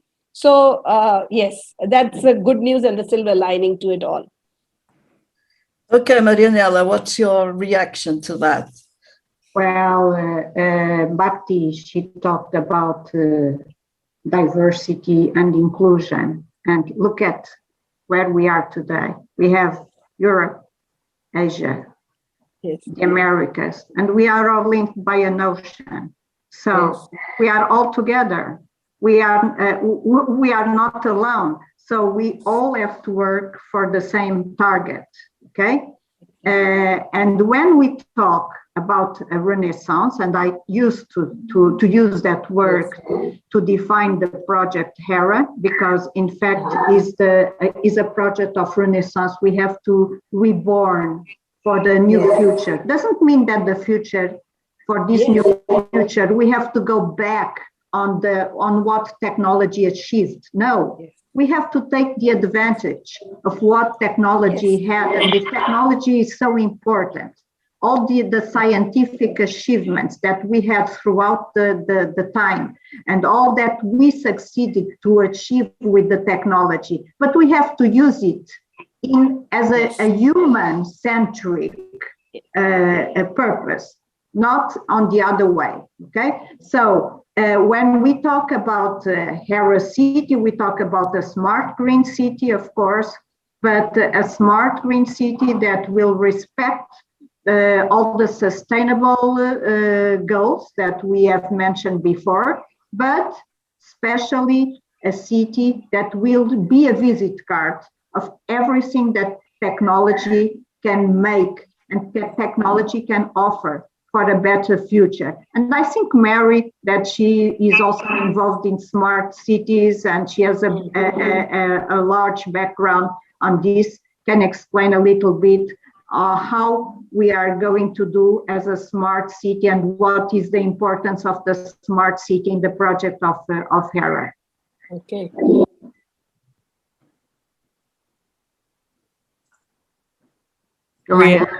Yeah, let me go ahead. So thank you, Marinella. And there are so many great solutions that we can do in HERA City. For instance, when you think about, street lights, they should be LED, not fluorescent. That's a big energy saver, right? You also have, IoT solutions that can be located in the home, in the business, on the street for safety, requirements, so people can feel safe that they're taken care of. The water, right? The way that water comes into the home, the way that water is used. I mean, you can monitor that all with technology to make sure it's safe, to make sure it's clean. There's so many different ways. You name it, you think it, you can manage it in such a technological way that makes it easy. But without being invasive. I think that's the most important thing. People are sometimes a bit hesitant because they feel like Big Brother is watching and all this kind of stuff. And so there's a way to do it so it's not creepy, right? We want people to be safe, secure, transparent. They know what these solutions are doing to help them have a better life, better quality of life, right? So I think that's really important. There's a lot of smart cities today that are just using technology for technology's sake, and it's not necessarily a healthy environment. So we want to make sure that we're very focused in such a healthy way that we're making humanity better and we're making the environment better. So, I mean, there's so many ways that you can manage the environment, like from farm to table. All of that can be monitored in regards to, the soil, the rainwater, everything that needs to make sure it's healthy food. So there's so many different ways that you can use technology in a way that is good for us and not invasive. We don't want chips under our skin, let's put it that way. Okay, thanks very much. So Sanjita, how do you think the pandemic can be an opportunity for good solutions? I think people are more aware, they are more careful, and they also want a change. They want to, they are ready, right? With this pandemic, people are ready to have a better life, have a better ecosystem, because the natural resources and that keeps the ecosystem right is the most important thing, and yes, like technology is very important. And like Mary said, using it in the right way is also very important. And the HERA city is going to be a very big example to the world. It is not only, it even gives an opportunity for women to have, to buy a home for themselves. It gives you a secure environment. It talks about sustainability. There is, the whole designing and planning has been taken at the utmost care, because today we don't need just a development. We don't need just a concrete development. we want to make a real home. So this idea also I have put through our state governments, where they are doing the new development to take this into stride, like the sustainability especially. So we need to start with the basic thing. I think the Hera city will be a very big example to the world.